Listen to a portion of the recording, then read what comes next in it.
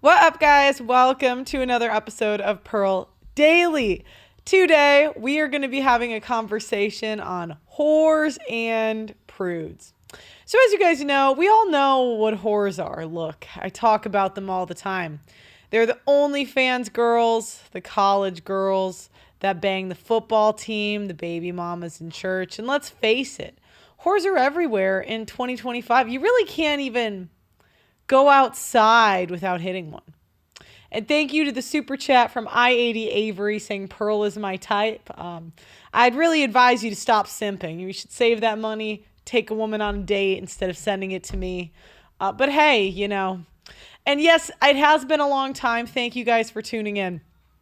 I'll do announcements after I do my monologue. So, prudes are the women that abstain from having sex for one reason or another. The definition of a prude is a person who is or claims to be easily shocked by matters relating to sex or nudity. In the modern day, prudes are women that are staying virgins for clout or women that are too socially awkward to get sex from a man they want, so they just complain about everything. But I really want to dive into the types of whores, right? So in my experience, I've noticed that there are smart whores and there are dumb whores. Okay.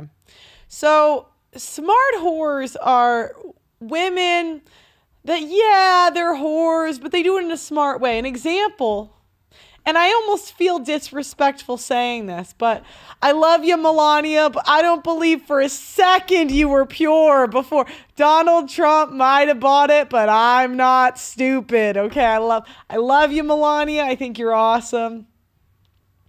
But if you're going to pretend you weren't throwing it back when you were modeling in New York and in Europe, please. Please. Do you know what I mean? Please. So smart whores do keep everything off the internet.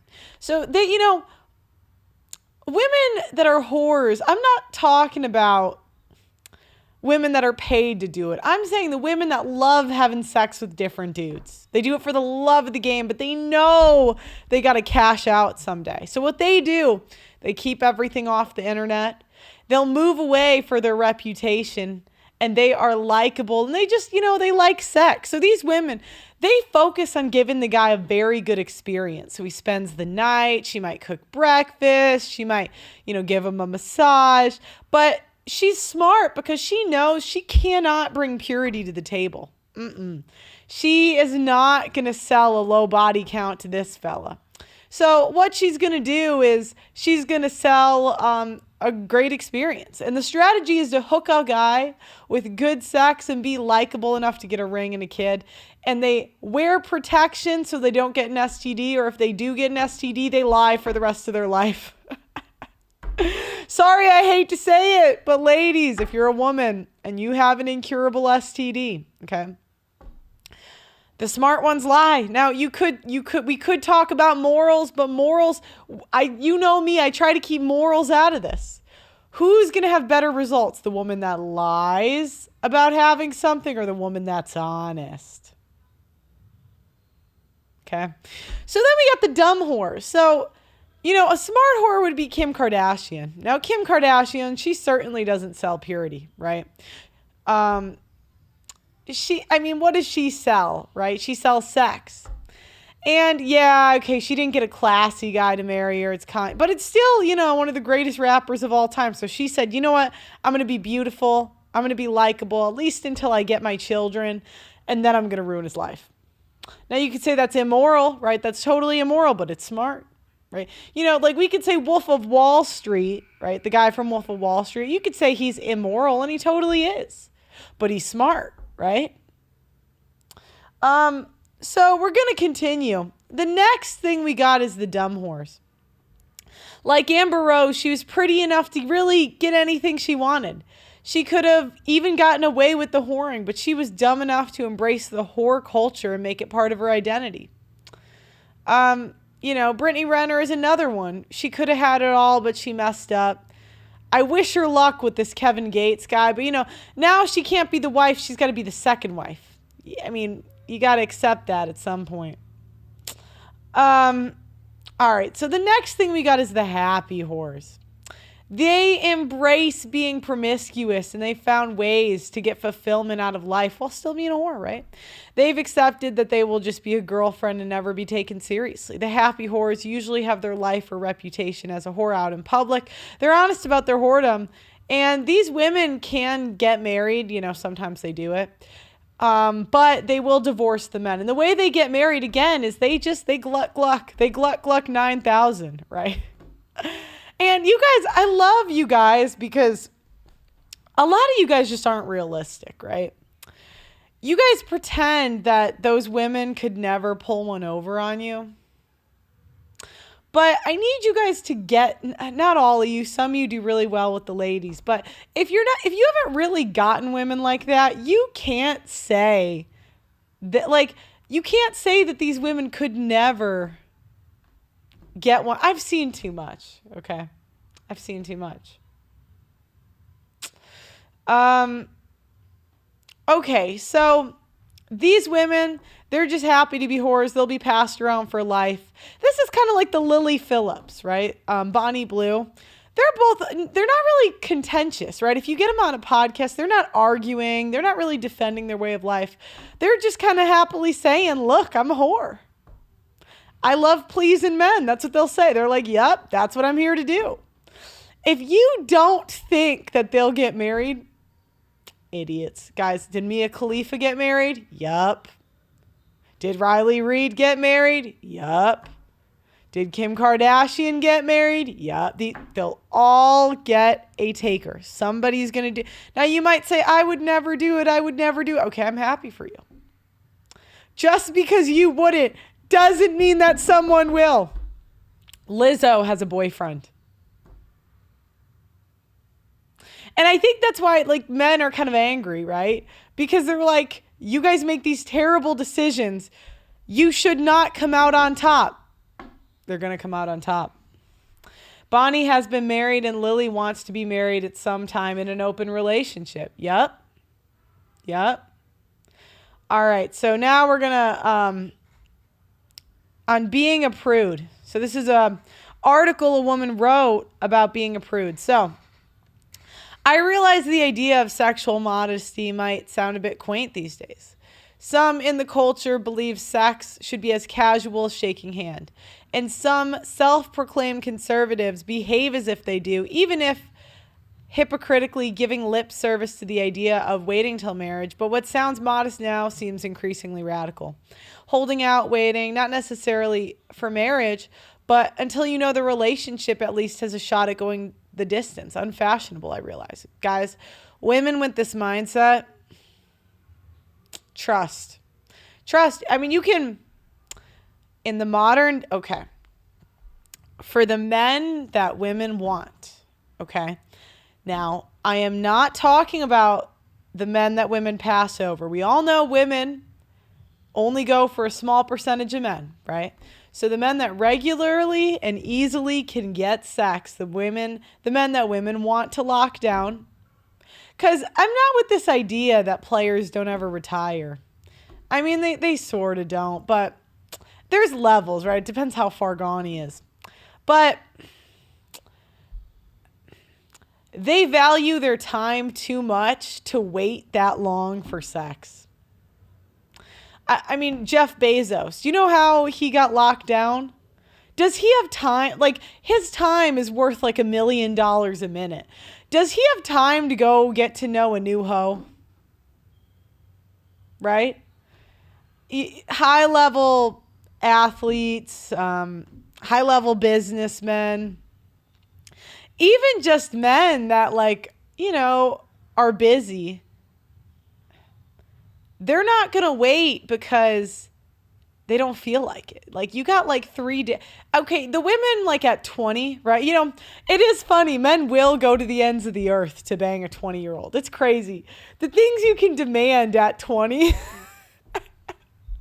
Ladies, if you're for the 2 women watching, if you're 20, just know they will not go to the ends of the earth like that forever. They're already going less and less, right?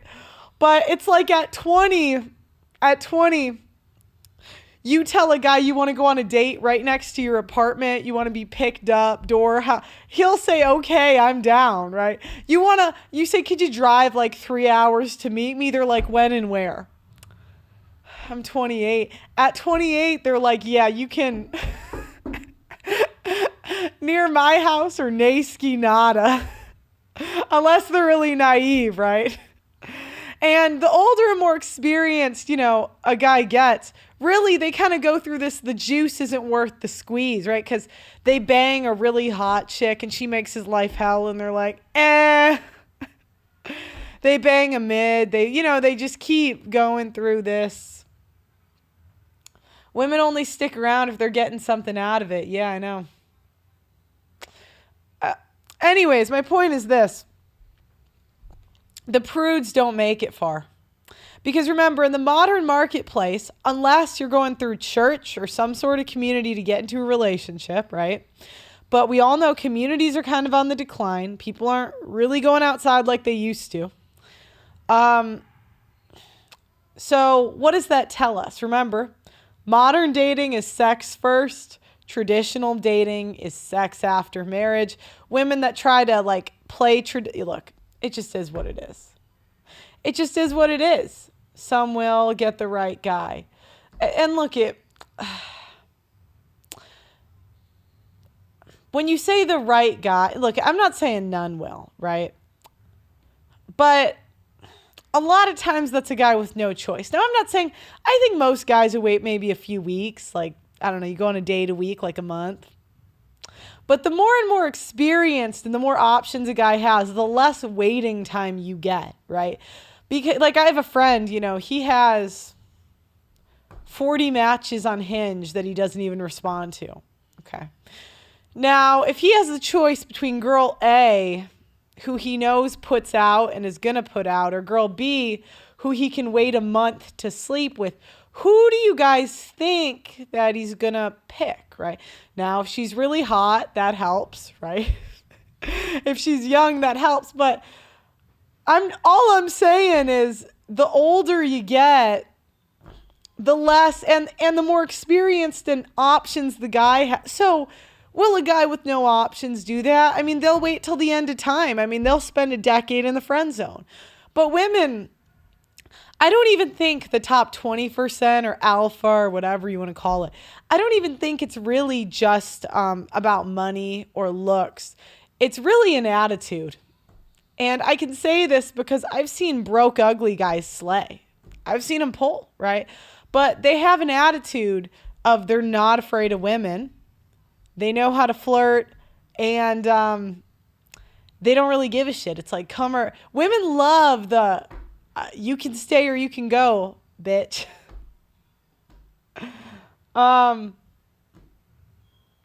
Anyways. All right, so I'm going to go back to this article. Now, look, I'm not saying there aren't exceptions, right? I'm just saying a balance of probabilities. Men at some point are going to say, what am I getting out of this? And if they're not getting that poo nanny, it's like, But anyways, things don't become fashionable again unless someone puts in the effort. Let's reclaim the word prude like the Patriots fan proudly owning the word masshole. So what does this entail? You're absolutely right. Look, I know I'm right. All right? All right, this is not about religion. It's not about any dumb culture war. It's not about being asexual. This is about what a prude is. The prude is saving himself or herself for love. This is the cardinal rule, and we'll get to why shortly. It's all about being cautious with whom one gets involved with. Heck, one might even say being prudent. The prude believes in committed relationships. Now, this would make sense if prudes were actually prudes, but they become prudes after throwing it back for Chad, Tyrone, and Daquan, right? Then they're like, now I'm a prude, right? They're like, and the guys are like, wait. All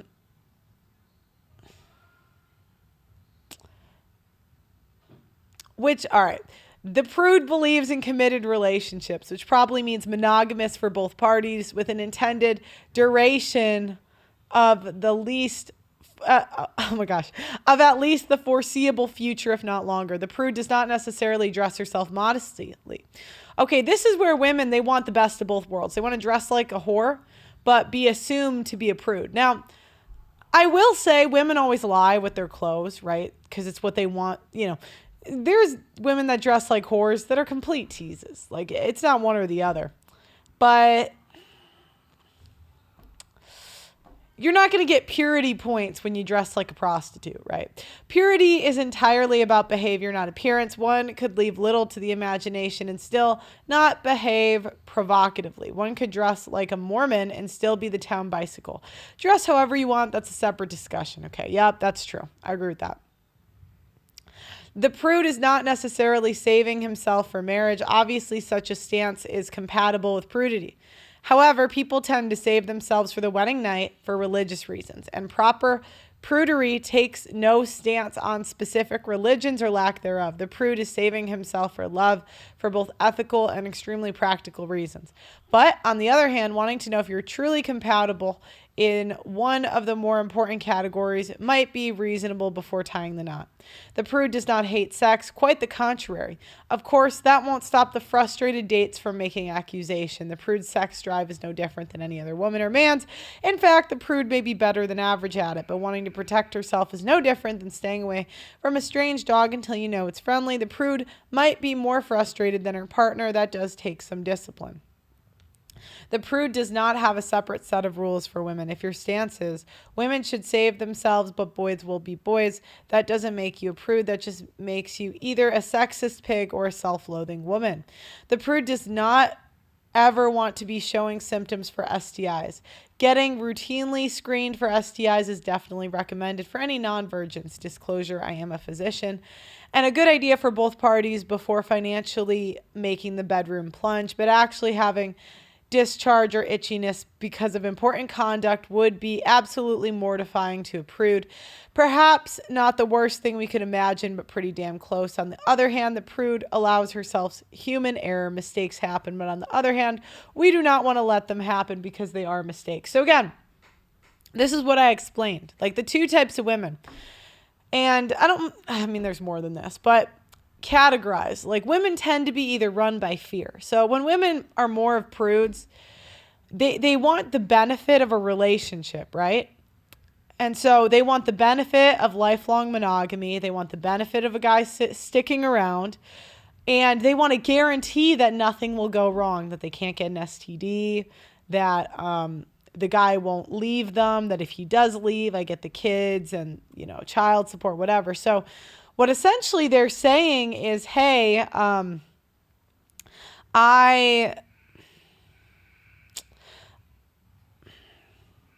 don't want to take any risk, right? But then you have the other women that are super high risk. They're like, let me fuck everybody raw.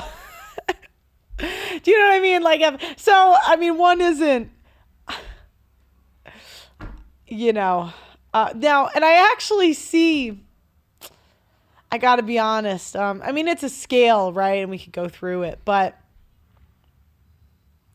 different strategies work depending on how hot the woman is.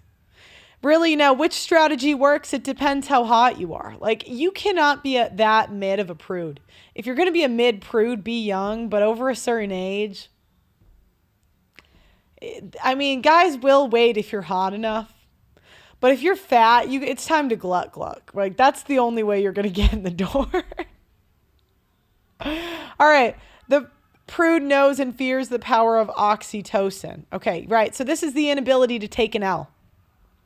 So again, they want to, they're afraid that if they have sex, they'll get attached, which, that is a fear, right? But you guys get attached to hoes all the time. You guys get attached to women you've invested and gone on dates with or whatever, right? And you have to eat the L. You have to eat it. You have to say, that sucks. We're not as good at that, right? So, all right. The bonding hormone is released in especially high amounts during good sex, and it's what ties us to our partners, whether we like it or not. We're not pushing off sex just to be frustrating or to play it coy. It's because we know how that stupid hormone is the greatest risk of sex there is, or at least to us. So in other words, the prude realizes sex can lead him directly to love, whether he wants to or not. A woman I follow on Twitter once remarked that she could not wait for the pandemic to be over with so she could go back to freely having sex with her friends. Sex with mere friends, and they are just friends. I was floored. The idea was alien to me as breathing ammonia. For most people, and most certainly for the prude, intercourse will most likely lead to an emotional bonding with the partner. No matter how lousy a human being may be, and it may lead to said partner bonding with you right back, which can be a problem if they're completely for or borderline nuts. That's why the prudes must carefully screen potential mates beforehand, no matter how long it takes. While the prudery has other benefits, ethics, aborting STIs and pregnancies, the principle is straight up self-defense. So again, the prude thinks that they can avoid STIs, pregnancy, whatever. But as soon as you have the sex, you're still... Now I understand it's a numbers game, right? If you're taking like 5 dicks a week, it's going to, but at the same time, if you're taking one, he still can cheat on you, right? It just is what it is. But the girls with the, I don't even call them prudes. I call them high anxiety women. That's really a better way to describe them. And high anxiety women just have a very tough time taking L's. And again, it's like they have to wait till marriage because what if he leaves? Well, and it's in a way, it's like a way to escape the burden of performance, right? You guys know that if you start sucking as a man, if you start sucking, your wife is going to leave you. It's not if, right? It's when. If you get too fat and too broke, cooked, done, she's gone. Now, unless you're like a very charming guy, I have met men that live off of women, but they're usually at least either like comedians or something like that. But if you're not that, men understand there's a burden of performance, but women, we're never told there's a burden of performance in relationships because you guys put up with everything. We're never told that, hey, if you act bad enough, if you get too fat, if you're too much of a bitch, I'm actually going to leave. Like, how many guys have really sat their girl down and said, hey, I actually, and meant it, right? Because we could tell the difference between how many has a guy ever said, hey, you got 3 months to lose the baby weight? I'll even give you 6, but you guys put up with 6 years. Yeah, no one is exempt. Right. We all have a burden of performance. But women, the prudes, what they want to do is, it's really easy to be a prude, right? It's not hard to not have sex. It's not doing something. It's not doing something. What's more difficult? Being a good listener. Figuring out what your man wants without him having to tell you. Yeah. Being more empathetic. Not getting offended so easily. Shutting the fuck up. Those are way harder. I have a show, right? But those are way harder. Way harder. I really get the feel. Yeah, prudes, they tend to be control freaks. That doesn't stop. Sorry, fellas. All right. So because she realizes she simply can't see above, you know what?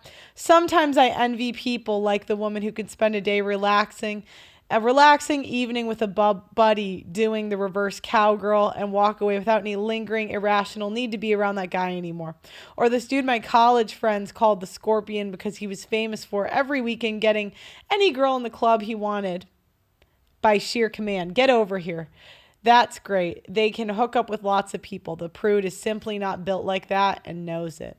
Yeah, and partially, prudes tend to be the mids, right? Because, if the prudes were getting offers from 8s, 9s, and 10s often, two different types of prudes. Two different types of mids. There's the mids that try to sell purity, and there's the mids that sell easy sex. Two different strategies, right? Purity is, hey, I have a low body count, and therefore, hey, we could get together and I'll stay, right? Selling purity. The other option is, hey, I'm going to gluck gluck.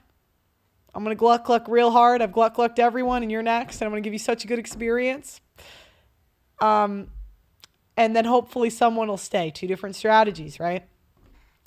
Which one works better? Whichever one the hotter woman picks.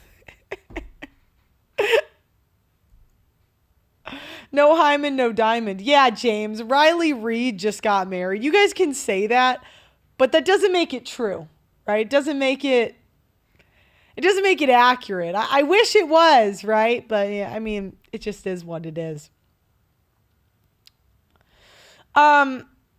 Anyways, but the point is, women, we love opportunistically. So it's what women, we don't really have morals like that. We really just do what gives us the better results, right? So, and the challenge is today, smart men know that women that seem pure very well may not be. So the purity just isn't really selling like it used to. Like 10 years ago, women could sell purity so much better. I mean, nowadays, the men are like, yeah, right, okay. Okay, the prude related above does not get herself into that situation. Her brain might be still loudly be insisting herself to the world that they were just friends, but her heart have decided something else. Note that the guy in question clearly was able to have casual sex without feelings, and good for him, no judgment. Seriously, these rules are not for him. The self-aware prude just realizes she cannot have relations without developing feelings and behaves like a prude precisely to avoid a classic psycho ex-girlfriend moment. All right, so the next type of woman we're going to go through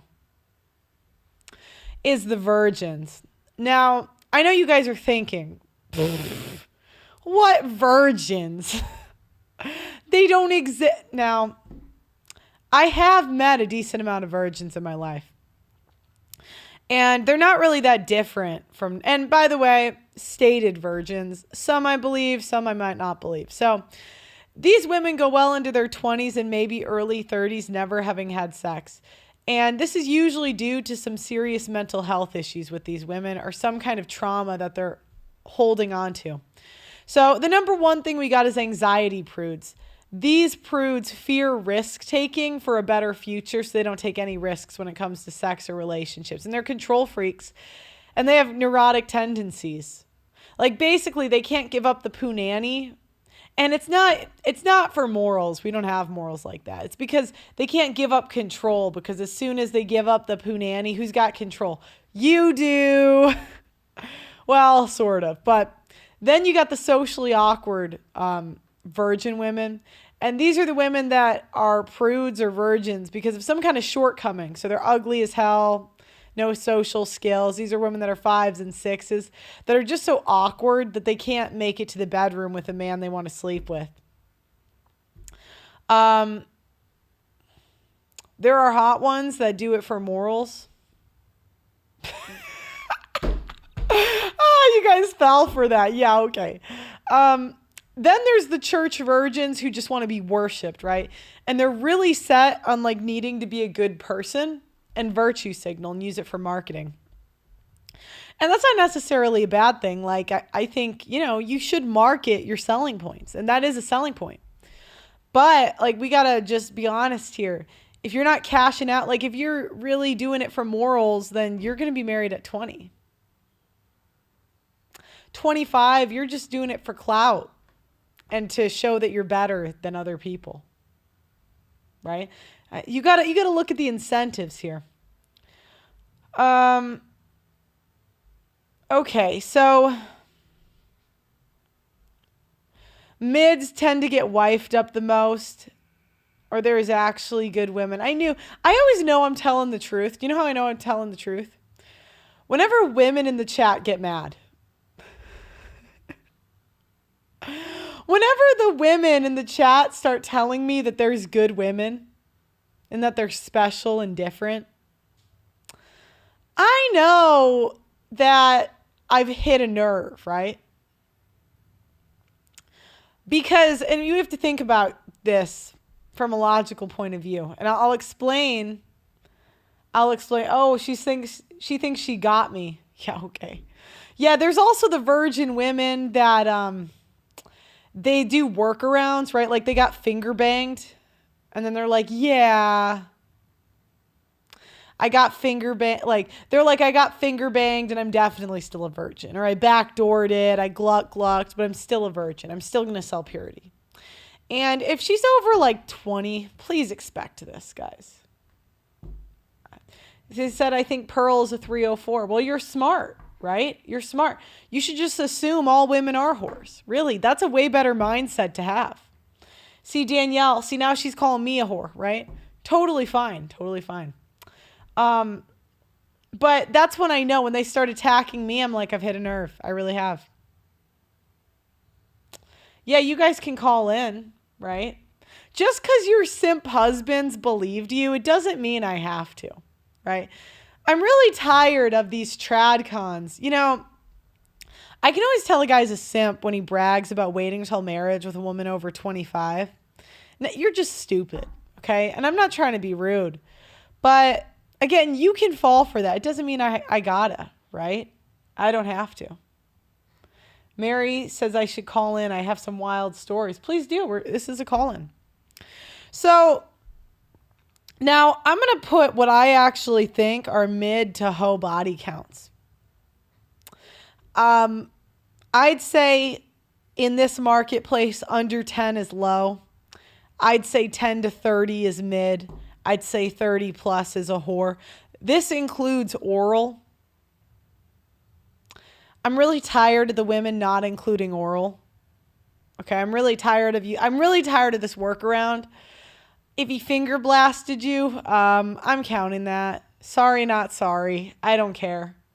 But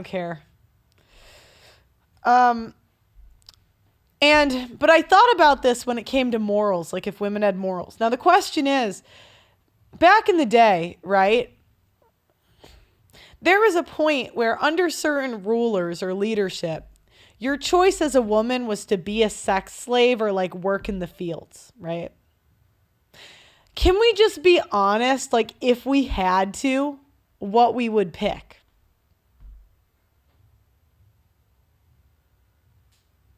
Are we counting the ladies if they're bi? Yeah, I'm counting all of it.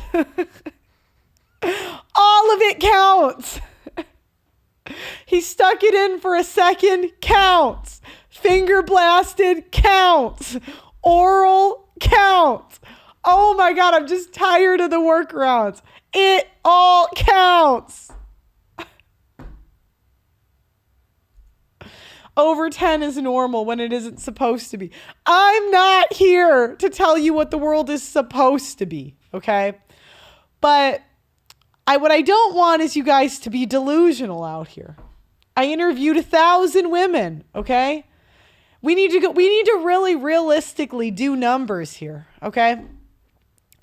Let's say women average lose their virginity at 16. Now, what's the incentive? Okay, what is the incentive? To lie. So if women are saying they lost it at 16, what age did we really lose it at? Oh, it's just in the West. Oh yeah.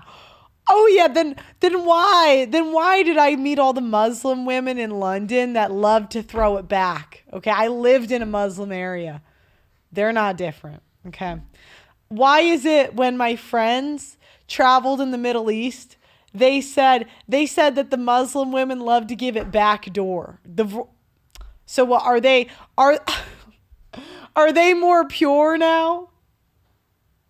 Matt, with the amount of D they've been with, when stacked on top of another is taller than go. 10 to 30 sounds gross. Well, I'm just being realistic here.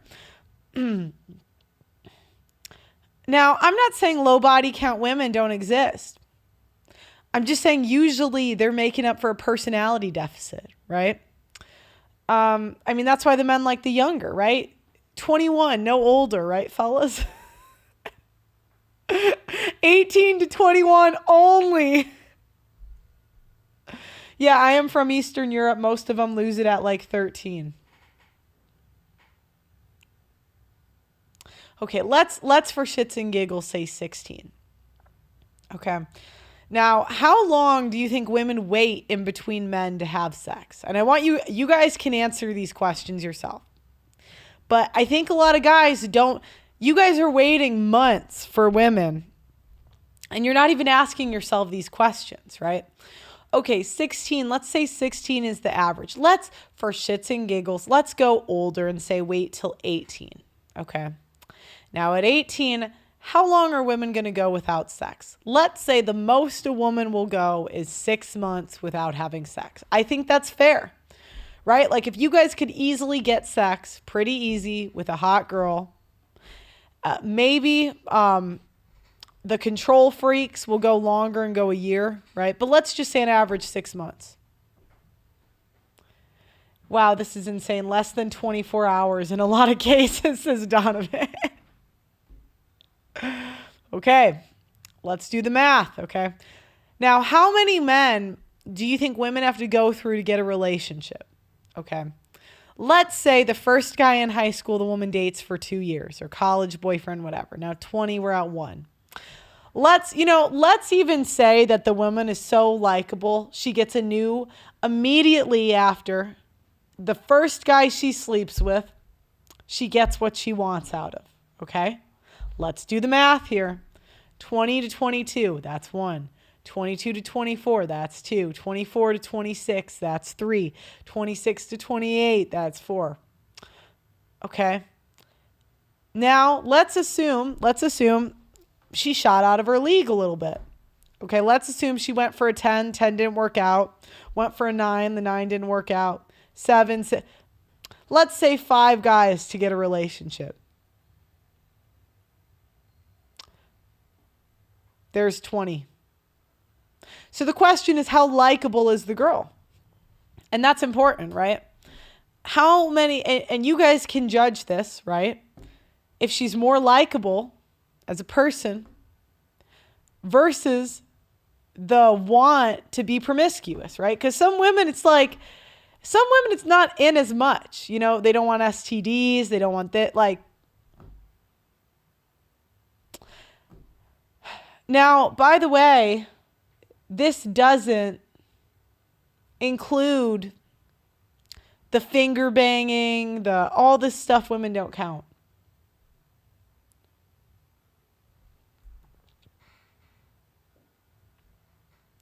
"24 is Jenner. 4 to 5 to get a relation." I mean, you guys can ask. You guys can tell me.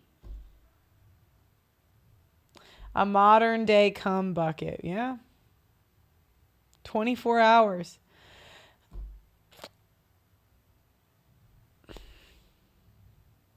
All right. So now we're going to talk about, and I want you guys to think about these questions. Talking about how I'm not. I'm going to show you guys some different types of whores, and we're going to decide together what we think what type of whore this is. I made a couple of videos talking about how I'm not having sex right now. And lots of guys were like, I can help with that. I just want to make things clear. This is completely by choice. And I'm not knocking the women who go around and have casual sex. I love that for them. It's their body, their choice. Women empowerment. Go for it. I am just simply crazy. If I sleep with somebody, I'm going to become obsessed with you. That's just how it is. So the next person I sleep with is going to be my boyfriend. So this girl's trying to signal purity with an arm tattoo. And a nose ring. All right, now let's look at her account. Let's see. Do we really think she's celibate? Oh my God. I'm stylish. Oh, we got a nurse and a bodybuilder. Talk big t-shirt, Billy Eilish. Watch on my wrist, but I want that diamond. With a chest tattoo. One of you would fall for it. Okay. So this girl is claiming to be a prude. Okay. I do not like this song. Santa Claus is coming to town. Do not come to my town. Okay, next, let's see. Oh, sorry. These are the prudes. So this is what type of prude? So let me. I made a couple of Does it get exhausting to argue with people any day? videos talking about how I'm not having sex right now.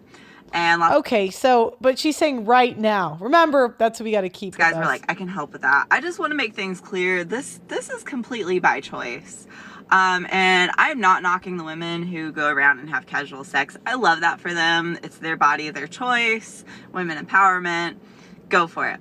I am just simply crazy. If I sleep with somebody, I'm going to become obsessed with you. So this is like a guy saying, I won't pay for a date because if I pay for this date, I'm going to become obsessed with you. The men have to do the character development, right? I'm sure you guys felt that, like you crashed out when you were younger, right? You know, like they have to go through the character development of crashing out and then realizing how stupid they were, right? Women, it's like the same thing. But we like avoid character development. So we're kind of like, I'd rather not be a better person. Let me watch the rest one more time. With you, that's just how it is. So the next person I sleep with is going to be my boyfriend, and he's going to have to deal with my psycho ass. Yeah, so again, prude making up for a personality deficit. Crazy and not that hot, right? This isn't, I mean, she's got a great body. I'm sure that really helps, but the chest tattoo doesn't. Yeah, how to lose a guy in 10 days. Yeah, so these are like the women. And again, it's like they want nothing to go wrong. So they're like, hey, I want this. And then they got to put all this pressure that if they don't get what they want, she's going to crash out. And a lot of them do. You know, here we go. She does have a great body. I'll give it to her. Okay, next we're going to do... Okay, so again, this is like a 6. Yeah, I'm going to give her a 6. No, because I kid you not, all of my friends, almost all of my friends, every time I ask, oh, how'd you guys meet? Oh, well, it's supposed to be a one-night stand. What? So you mean to tell me that I have to hook up with a guy to get in a relationship? Yeah. Yup. I mean, this is the contentious, right? Because these women don't know the rules of the game, right? Sex comes before relationships 90% of the time, unless you get a simp that has no other choice. I mean, let me get this straight. Men will have the choice to, or even the guys, they might give you a relationship that have choice, but they might just be screwing other girls too. I'm not built for that. I'm not. Yeah, I'm not built for that. Sucks, but it just is what it is. All right. Who's next? I don't want to have sex ever with anyone. I think I might be broken. I have no connection to it. Do you know what asexuality is? It's when someone has no sexual attraction to any sex or gender. It's when women aren't hot enough to get the men they're attracted to. That's what it is. It's, I don't get attention from the men I'm attracted to, so I'll just be asexual. Sex just doesn't do it for some people. Oh, but I still want to fall in love. Well, some asexual people still want romantic relationships, but they don't want the sex bit. And others don't want either. You know, sexuality is fluid. Sex doesn't make us whole. And so, how could you ever be broken? Yeah, lying. All right, now we're going to go to the types of whores. And then I'm going to do announcements after these links. And then we're going to put a link in the chat. Okay, the idea that you No good men will hook up with you on the first date. She married a simp. Sorry, Elizabeth. I'm so sorry.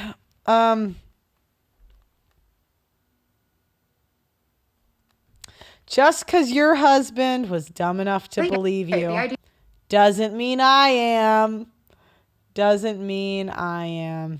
I feel that you shouldn't sleep with someone, particularly men, on the first date because they might not respect you or see you as like wifey material is antiquated. It's stupid. Yes, there are men who say and think this, but they just don't respect women, period, so irrelevant. For the most part, sleeping with someone on day one doesn't really impact your chances with them. I personally have had many relationships and a couple of proposals with guys that I like slept with before really like dating them, like on the first date or even like before the first date. And I dumped all of them. The relationships did not work out. And this is why I think you should not sleep with someone on the first date or the first few dates. It's not because I think they're gonna see you differently. It's because I have dated people that I would never have dated if I had taken the time to go on a few dates with them and get to know them better before I slept with them. Like, I be getting stigmatized. Do not make my mistake. Do not have sex with someone until you know that you fundamentally like them and are aligned with them.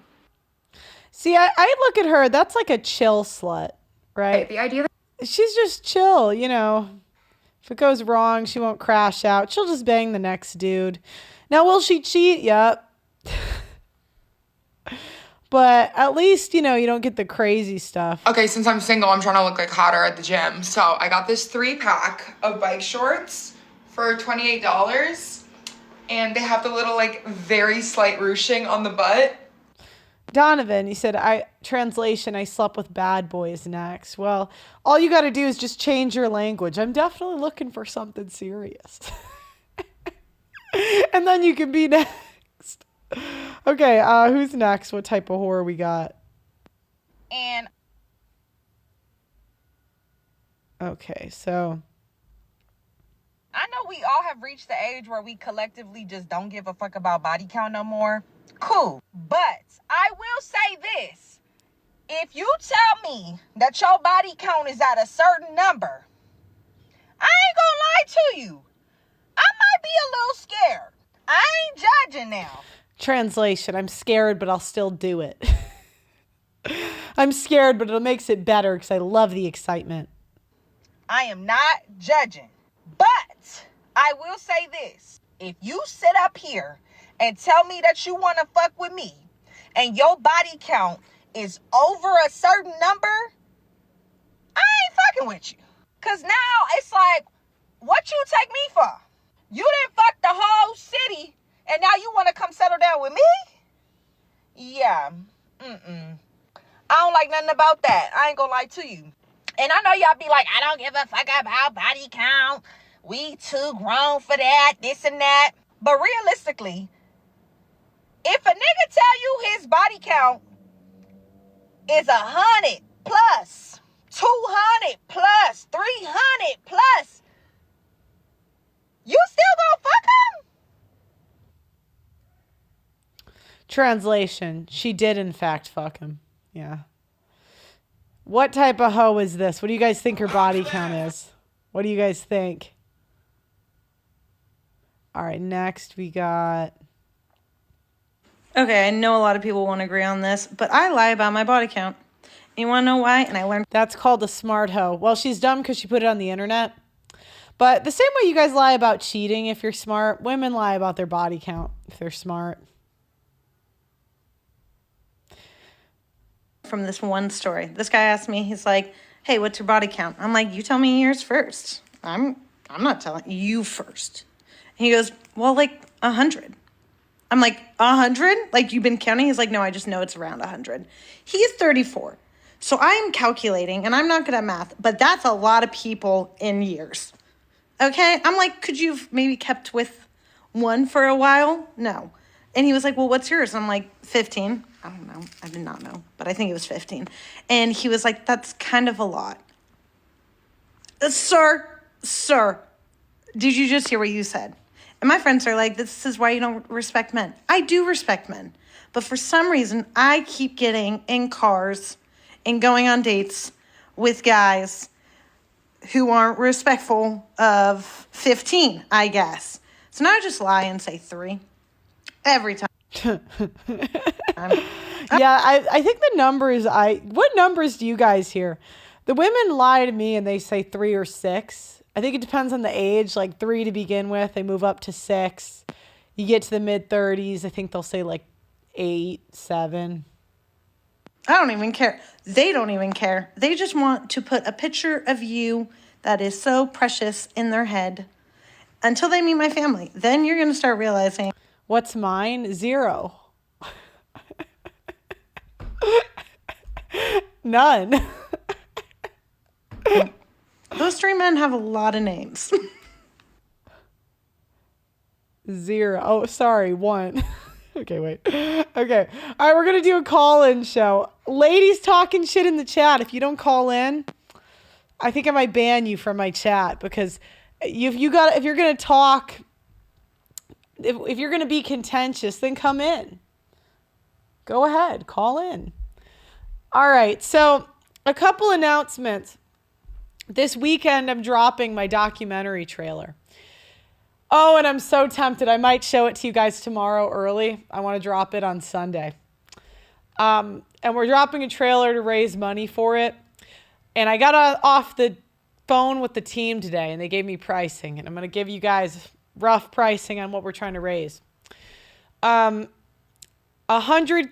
if we get to that, then it's like a low budget documentary. $500,000, pretty good, could potentially be sold to bigger networks like Netflix. $1 million, it's going to be like a high budget film. This is the divorce documentary where I interviewed men that are victims of divorce rape. So the past 2 years, I've collected a lot of footage. The issue is it's pretty, I don't want to say it's low quality, but for documentaries, it just wasn't. The first team I picked just wasn't a great team. They messed up some stuff. I had to find a new one. We have a really, really good team on it. I can't really say the documentaries that they did before, but they're really, really good.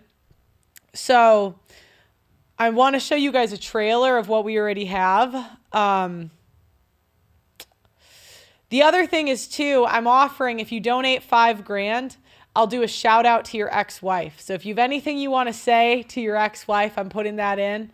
20K, I will let you give a shout out to your ex-wife in the documentary. So it really just, happy single Mother's Day. I know, that's why I'm dropping it Sunday, the commercial. I'm really debating. I'm very tempted to give you guys a sneak peek, because I'm very proud of this trailer. It's really good. It's like super good. So that's the first thing. Second thing is we are launching our course on the 15th. So if you guys want to get into the Audacity network at the price it's at now, which is $100 a year, $10 a month, I will honor it if you guys buy it now as a thank you, but the price is going up. And the reason is I'm getting top tier content on this stuff. Okay. It's like top tier.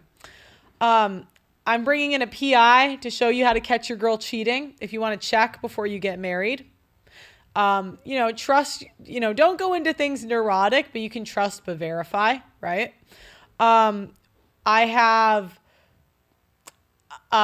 Strickland is going to film some content that's about how to improve your life. If you have any direct questions for him, DM me on Twitter. I'll put it on. And we have a lot of different creators that are doing some high quality content. We have one coming on that's going to teach you how to debate. I have my own, which is how to be a YouTuber. So if you want to go into YouTube or you want to sell clips or YouTube services, I teach you how to do that on the website. Shiv also taught, Donovan wants me to, I'll let Doug MPA decide. Should I show him the trailer or am I derailing the show, Doug MPA? I'll let him decide. Should I show him or not yet? Not yet. Not yet. He laid down the law, guys. I got to wait till Sunday. Yeah, wait till Sunday. Wait till it's coming, though. Anyways, come on, Pearl. Not everyone has that kind of money. $10 a month? It's going to be expensive. I've warned you guys for a few months now. This is going to be expensive, but I'll honor it if you buy it now. Okay, so the question today is, do you prefer whores or prudes and why? And has your dating experience been with more prudes or more whores, and why do you think that is? So call in, ladies, if you have a disagreement. You're welcome to disagree. The link is in the chat. And yeah, Doug MPA, why don't you answer the question first? So mine have been more, well, Was it different based on where you lived? Because you lived in a lot of different places. Yeah, because I lived in 13 different states. Okay. And I would say when I was young, it was with a bunch of prudes. But guys, honestly, once you start dating women over 30, like whores are all over the place, guys. Come on now. Like the older women get, the more desperate they get, the more whorish tendencies you'll see with women. And what was your experience dating them? Did you prefer the whores? Did you prefer the prudes? Like, what can you give me some pros and cons of each? Well, we've talked about this in the past. I think we have to redefine, because would you consider a whorish tendency a girl sleeping with a man on the first date? No. I mean, how many dates did she go on that week is the question. Well, yeah, because you want to be the man that she wants to sleep with on the first date. You don't want to be the guy that she wants to make wait, right? No. So I think that we need to redefine if that's a whorish tendency or not, is sleeping with a guy on the first date. Because I don't, and then also guys, we won't consider a woman for a relationship until sex happens. So if you sleep with her on the first date, then you can start auditing her to see if she's worth your time right away. Yeah, it's kind of just getting to it faster. Like, yeah. I think when women want to get married, they kind of give it up more because it's like you kind of have to get to it. Yeah, especially, and a lot of professional women, women with all these degrees and stuff, they don't have a lot of time because they're focused on their career or their education, whatever. So they really want to get it in where they can fit it in. Mm-hmm.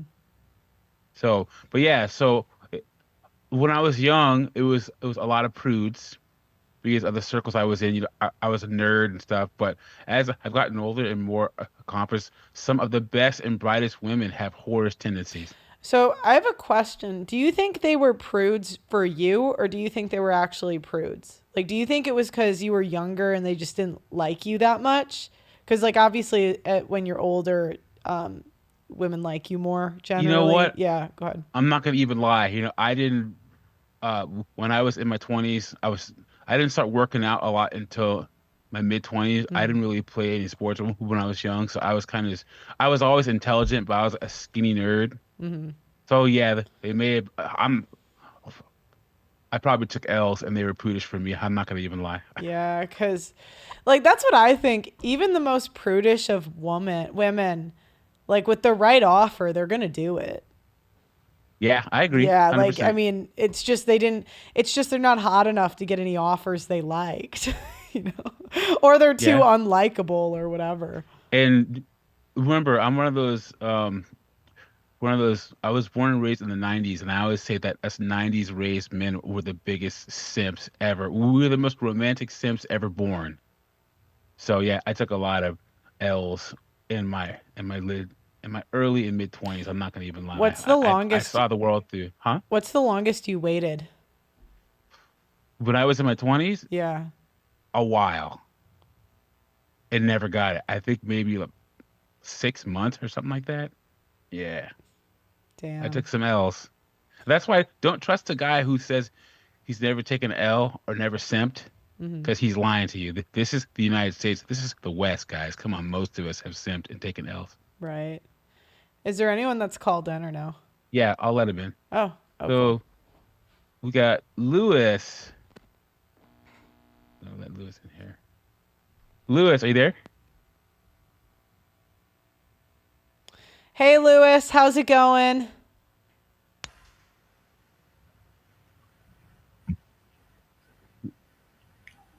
Lewis, hello. Lewis, we can see you. Hello. Hey guys, how you doing? Good. I hear an accent. Where are you calling out of? Hey, I'm fine. How are you? I'm good. Where are you calling from? I'm from Angola. Do you know where Angola is? I don't. Yeah, it's out. It's on the African Angola. continent. I'm from Angola. You speak Portuguese, right?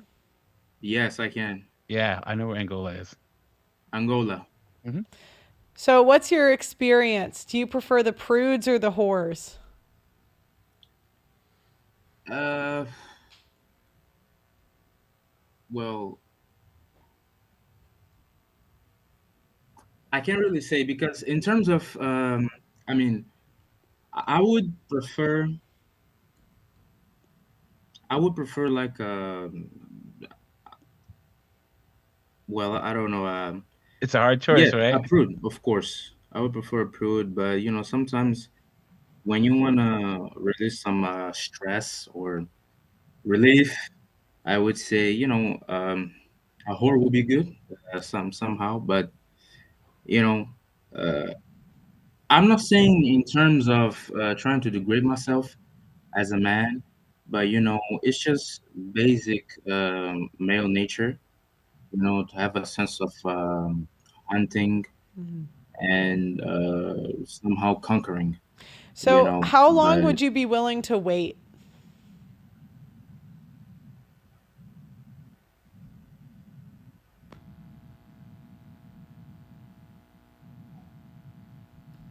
Like a month? How many dates are you taking a woman on? Does she have to put out before you're just going to move on? well, it depends on the type of woman, because if it's somebody that I really like, that I feel that I have a deep connection with, I think it will be about yeah, it really depends. I could say if Up it's something to, worth it, there's a max, right? I think it will be about 3 4 months. Okay. So, if she was young, she sells purity to you, 3, 4 months is like the max you got. Yeah, it depends Okay, hold because on. how can Let's I put factor in this? something real fast. So let's say you guys are Yeah, because I'm Lewis. Hold on, hold on, hold on, hold sometimes on, I hold on. cannot really Lewis, control listen, myself that much. listen. Let's factor Mm-hmm. in you dating her and spending money. Let's say you have to take her out to dinner, do all the Mm-hmm. proper dating things. So it's costing you money Mm-hmm. to spend time with this girl. Would that affect how long you waited? Mm-hmm. Is there a difference between waiting for sex from a woman if you're paying for dates and putting money into her, or if you're not? Do you understand the difference? Does that change the length of how far you're willing to wait if you're putting Well, time and money into her? in some kind of way, there is because I'm a man, uh, and we are naturally born or designed to just want to have sex because we use the mind more, and women are more, sentimental. We're more strategic, and we're all natural hunters. We're, Mm. born to hunt, Right. go But out but there, I just accomplish a just mission try and to all that. answer the question. So like if you're taking her on dates, paying for them, how long are you waiting before you say this isn't worth your time and your money? If Well, let's it will say really it's your depend on okay, I her understand behavior. it depends, but like let's say you like her Hmm. and she's what you're looking for, but you're spending what do you spend on a date, Doug MPA? I'd say 150 to $200. So So let's say you're let's taking even her out on a date once a week for 3 months. So what 12 weeks times yeah, 12. 150. So that's $1,800 that you're having to spend waiting for this girl if you do 3 months. Not even factoring your time.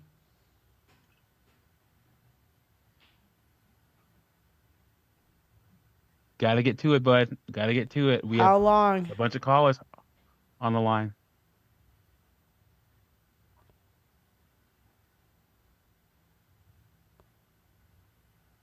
Uh, I don't know. I think I would just have to, to tell her to walk off because she would just be wasting my time. Okay, so for how long?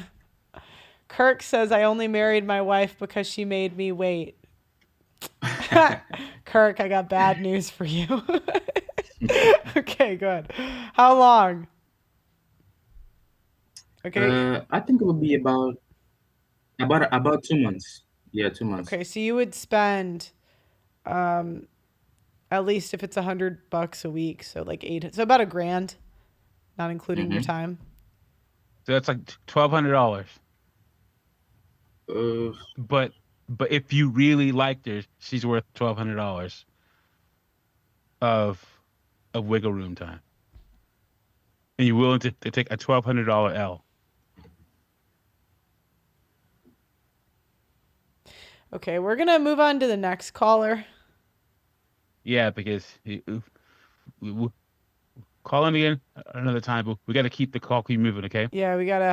I need you guys to like. We have a lot of people in the queue today, so just make sure we're answering the questions directly. Okay, so we have Jake. Jake, are you there? I'm. Oh, hello. Yeah, we can hear you. Oh, yeah. Hi. Hey, Jake, how's it going? Not bad. Yourself? I'm good. Where are you calling from, and how old are you? I'm calling from the southwestern portion of the U.S. and Okay. I'm 39 years old. Okay, cool. So, what's your experience? Have you dated more prudes or whores, and which did you prefer? Definitely more whores. I've dated a few prudes, and even though it doesn't feel very good to say it out loud, I definitely prefer the whores. I love it when guys are honest. No, keep going. Tell me why. Why were they better? So when you asked the question, I started to think about it. I started to put some thought into it, and I went back to a memory when I was 21. When I was 21, I was dating this. It was only for a couple of months, but I was dating this really nice Catholic girl, and she was really nice. And she actually, we met on MySpace. She saw my pictures. She found me attractive. She added me. She sent me a message. She invited me out. We started going out. We started dating. But here's the thing. She was only like a 5. But, hey, a 21-year-old 5 is nothing to shake a stick at, right? Mm-hmm. Am I right? No, yeah, right. You were 21 at the time too? How old were you? Yeah. We were both 21. We were the same Bro, age. yeah, you're doing good because most 21-year-old guys ain't getting nothing out here. Yeah. I mean, this was back in 2005, though. But anyway, she was, like I said, a nice Catholic girl. She was waiting till marriage. We dated a little bit.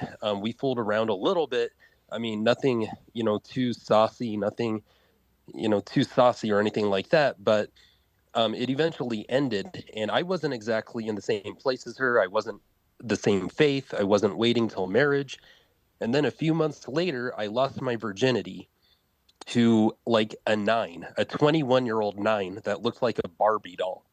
Long blonde hair, blue eyes, big chest, big butt, perfect hip to waist ratio.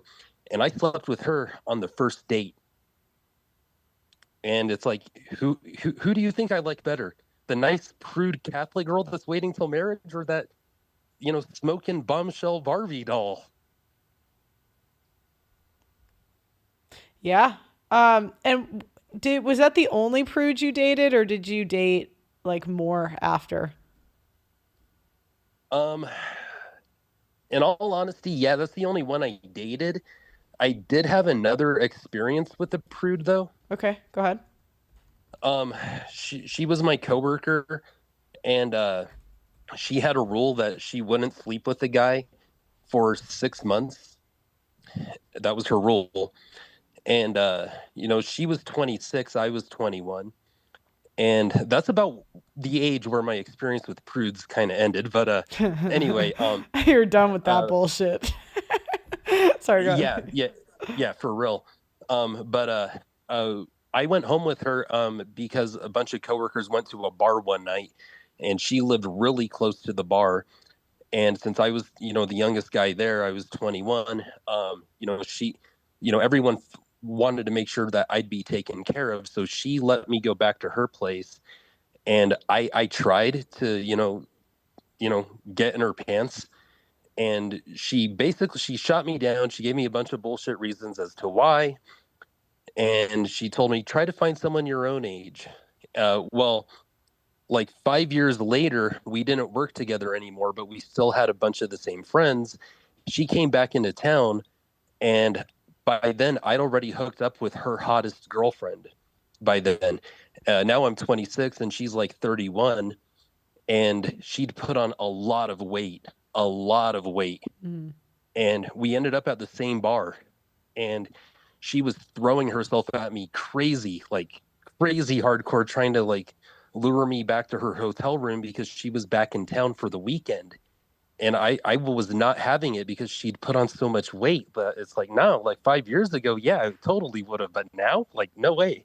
Except I wasn't saying that. I was just like, nah, I'm all hurt because you rejected me 5 years ago. Remember? Guys are so nice. Okay, go on. Yeah, so basically, I mean, I just kind of like the whores because, because they give you what you want, okay? They're not playing the games. They're not leading you on and teasing you. It's like they know what's up, and they want what they want too. It's wonderful. So what's the longest you would wait now? Like what's the average you spend on a date, and how many would you wait before throwing in the towel? And let's say you really did like the girl. All right, so most of my lays have been within the first 3 dates. Sometimes it's been the first, the second, or the third. If I really, really like her, like you just said, at my age, like with what I know now and being RP'd, 5 dates max. If it doesn't happen by date 5, I need to move on. And what do you spend a date?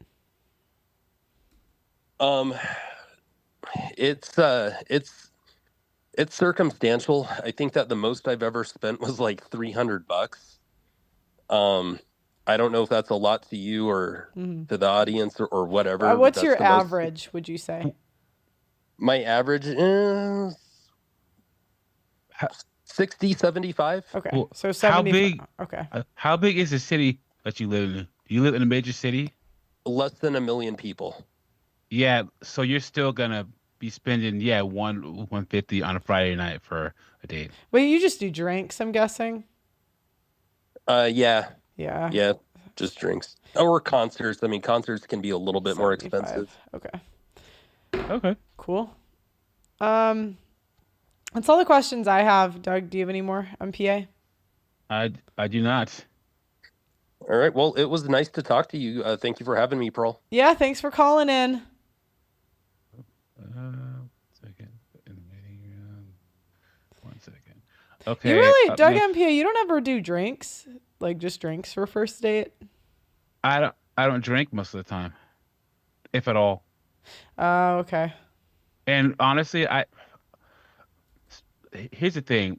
I don't mind doing dinner only because I waited tables for a long time, so I believe in the restaurant experience. I like going to a nice restaurant, but I also don't like eating by myself. Mm-hmm. So most of the time, I'll take a girl to dinner just to go to a new restaurant. Oh, because you and like I don't that. want to go by myself. And you're just not a big drinker. Yeah, I'm not a big drinker. Yeah. Okay. We're gonna do Zach, and then we're gonna do. Zach, are you there? Zach, how's it going? Zach, are you there? He's still Zach connecting, going once. apparently. Zach going twice. I'm gonna put you in the waiting room. Okay. Then we have. Guess who's calling in? Who is it? Dustin. My guy, Dustin. What's going on? What's going on, man?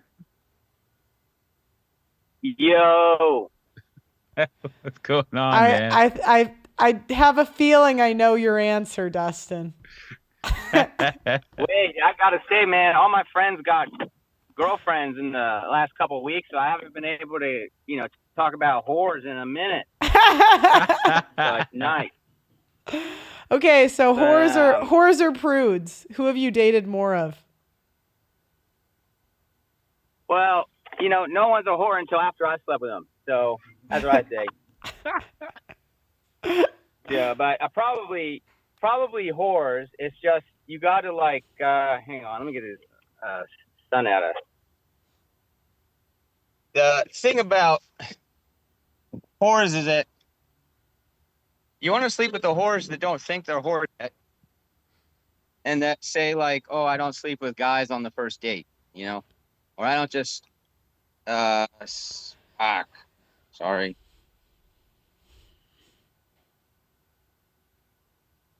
So you want the whores that don't think they're whores yet? Yeah, can you hear me? Yeah, I can hear you fine. Hear you. All right. Yeah, I want the whores that don't think they're whores, because they're a little less crazy. But then, I remember this time I thought I was really picking up a cool chick, but I was just really hammered, and I had invited her to see a comedy show in Tacoma with me the next day that I had I was gonna do a bit at, and I forgot that I told her that the night before, and when she showed up at my place in the morning, it was the worst thing. She smelled bad, she was real crazy looking, and when she came into my house, she immediately jumped in my bed, and she had a choker thing on, and she said, "Do you know what this is for, or what this means?" I said, "I have no idea." She goes, "This means I have a black belt in sucking cock." And this was the first time I ever hung out with this woman after that date, after I met her at the bar. Mm-hmm. And so that was a good experience for you. Well, hang on. Let me turn my video off because my microphone's not working. But we can hear you. I wouldn't. Yeah, but I can't hear you guys. I don't know what happened with my phone, so I apologize. But I would say it was not a good experience because she was too much. Oh, she was. She had owned the identity. You like the ones in denial because they don't tell you. Yeah. Well, because because I'm from the same part of the nation where Dustin is, and the liberal whores that aren't purple haired with piercings and tattoos, they can be pretty straightforward and get right to the whoring right away. In liberal cities. Yeah, he's right. I was driving this girl, and we're driving, and she just takes her shirt off in the passenger seat, and she's smiling at me and stuff, and I was I'm driving, and so I turned the AC on, and she put her shirt back on, and then I was really hungover, so I pull over, we take a nap, and we start driving again, and she just takes her shirt off again, and I was just thinking it was really strange, and for me to turn down some roadhead, that's a pretty big deal. I didn't know what I was getting into, but yeah, you want the chicks that really think that they have a standard to set themselves to, and then you just want to destroy it. Yeah, because you can meet women in Portland, Seattle, that area that have no standards at all, none at all. So So Dustin, what do you generally spend on a date? Oh no. So I used to really lead with my wallet, and my favorite first date was the melting pot. So I was spending on first dates, I was spending a lot of money. Mm-hmm. But the thing is I did have an expectation, if I'm spending that money, I'm getting something, And so I'd make the dates be really intimate, cool, and I'm sure that a lot of the women thought it was gonna go somewhere, but it's just I really like to try new foods and go to fancy places and have just some eye candy. And I'm sometimes I'd ask girls out and be like, "You don't even have to like me, just pretend to for a half hour or an hour." just go out with me. And you know, So, it just always works so in what my would you favor. spend? Like $100, $200? Like on the low end, like 80, and then on the high end, I've taken a girl on a first date that was like 350 before. Okay, so let's average at 200.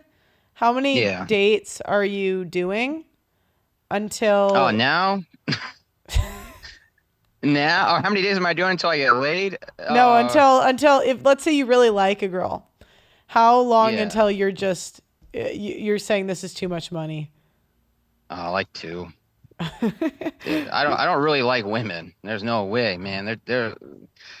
I don't think women nowadays, like women in my age range, if they're single, there's a reason for it. So I don't think that they even really know how to love, and maybe I don't either.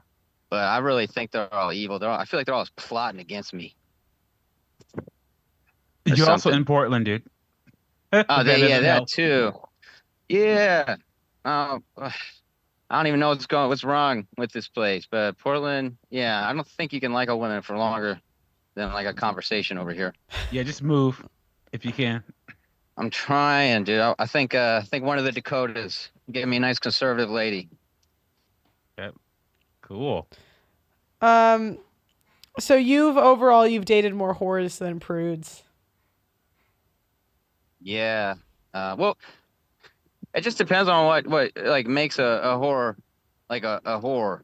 Like if you say a body count of less than 5, I don't even know that exists. So probably a lot more whores. Yeah. Well, okay, what do you think a whore is? What? What do you think a whore is?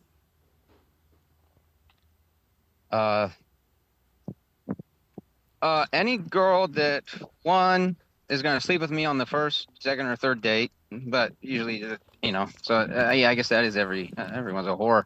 And then girls that if you're on a date, they like talk about other men that have had expectations of them, like, oh, this other guy took me on a date and he thought this, or my ex would always do that. Like the moment that happens, I'm just in my mind like whore. Like, I wish I could have like a sign that pops up behind my head and just says whore, Oh my god, that's so funny. Okay. That's all my questions I got, Doug. MPA, you got anything? The link's in the chat. Someone asked how to call in. It's pinned. Go ahead. We're good to go because we actually have a woman on the line, so we're gonna let her in. Oh, heck Dustin, always good talking to you, buddy. Yeah, have a good one, guys. Bye. Okay. Oh no. Sorry, wrong person. Hold on. Elizabeth, are you there? It says connecting to audio. Elizabeth. Connecting to audio. Elizabeth, are you there?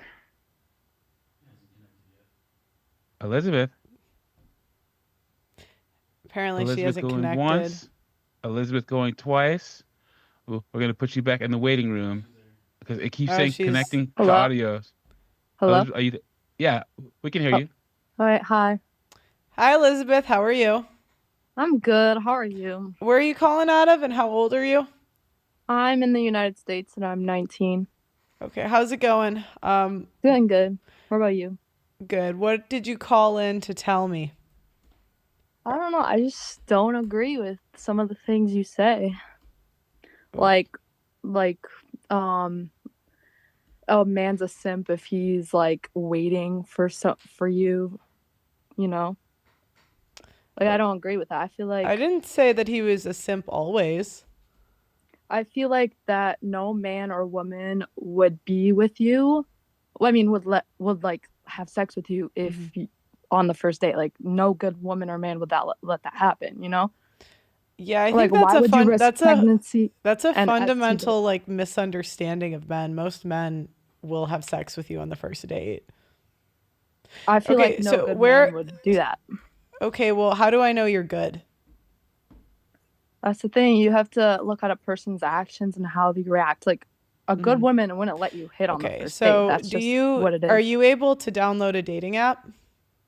No. Do you have a cell phone? Oh, yeah, but wouldn't, I don't, Okay. like, I'm Okay, in a but relationship. so- do you have access to the internet? Yeah. Okay. Do you have an Instagram? A private one, yes. Okay. Do you have Twitter, social media? I don't have Twitter. So why should I believe you? Like, why do I have to take your word? I mean, I guess that's the truth. Like, nobody can believe anyone saying that's true. Like, I guess you just have to be with that person, go on a couple dates to truly know someone. Like, I'm just saying, like, no woman would let you hit on the first date if she's good. Okay, so how much money do you think a guy should spend on each date? I mean, I don't care about, like, me and my boyfriend. Me and my boyfriend always go, like, we don't have a lot of money because we're just, like, young. Like, we go to coffee shops, we go, like, on lakes, like, sunset dates. Like, we don't spend a lot of money on dates. Like, right, but men view their time as money. So how many hours does a man have to put in to get sex? Okay, so I feel like, in my personal opinion, I think people should at least wait, like, until they're committed or wait until marriage. Okay, but how do you know if he's even committed? I guess how he's raised, how he like views the world, how his actions are. So, but how do you know? It's just a verbal commitment. Like, he can say you're my girlfriend and still be sleeping with someone else, right? That's true. I guess you just have to trust the other person. Okay. So go ahead. So Elizabeth, I'm a lot older than you, right? And it used to be where a man showed interest by being assertive, planning dates, courting a woman, and giving her a preview kind of what life would be like with him. So a man would tangibly show that he was interested in a woman by spending his time and resources, right? A woman would show she was interested and reciprocate his efforts by having sex with him and exclusively him. I mean, right? that's how. So hold on. So how would you how do you think a man should show interest in a woman, and how do you think a woman should show interest in a man if they're intentionally dating towards something serious or marriage? I mean, I was raised in a Christian Russian traditional family. So, like, a man asking you on a date, like, more like gentleman, being a traditional man, and vice versa with a woman, like, she shows loyalty, she shows that she's traditional. How does she show loyalty, and how does she show that she's traditional? By her actions. Okay, what actions? Like, she having sex with him? No, she cooks for him, like, she listens to him, like, all those things. Like, he leads her in the right direction. Like, she listens to him. She doesn't argue with him. She, like, listens to what he says because he's the man. What do you think men care about more, cooking or sex? I feel like most men in today's society care about sex. I can tell you that most women in today's society don't cook. I agree. I'm not going to disagree with you on that. I agree. Well, then what would you bring that up for? As a way for a woman to show that when women don't do that anymore. That's why you gotta find a woman who does that for you. So you're a raised Christian, right? Yeah. Did you wait till marriage? Yeah, I'm waiting until marriage. Yes. So you haven't slept with anyone? No.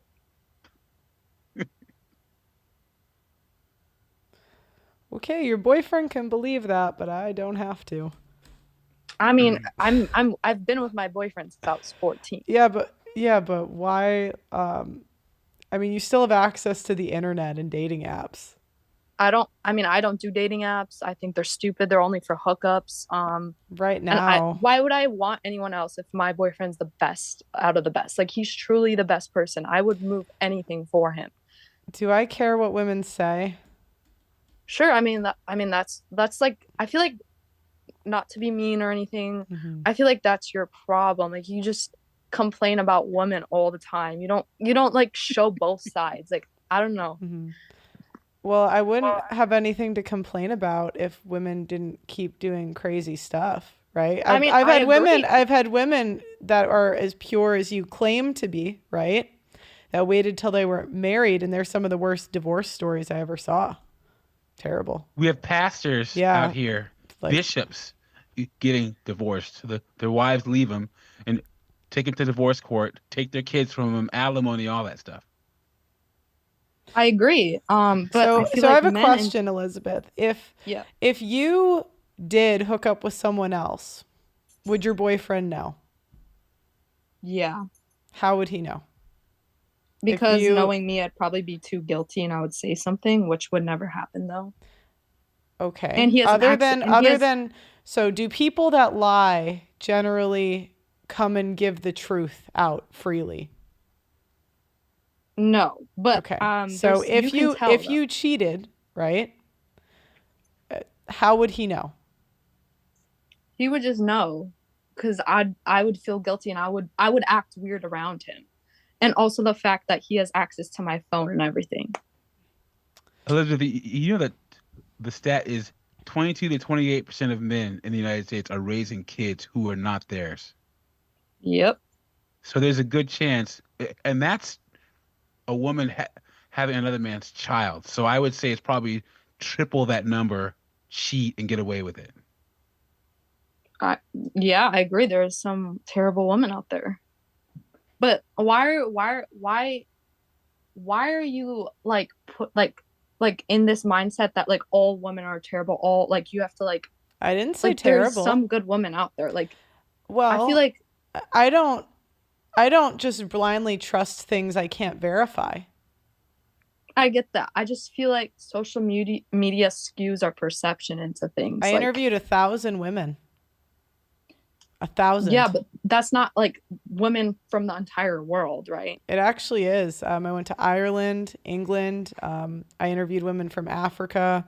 I interviewed women in the Midwest. I interviewed women from Orthodox churches. I interviewed, like, it goes on. I mean, there's millions of women, so you can't really like. It's a pretty good sample size. Probably a better sample size than you've dealt with, right? I mean, I know some good women, like. Mm-hmm. Well, okay. Who do you know that's a good woman?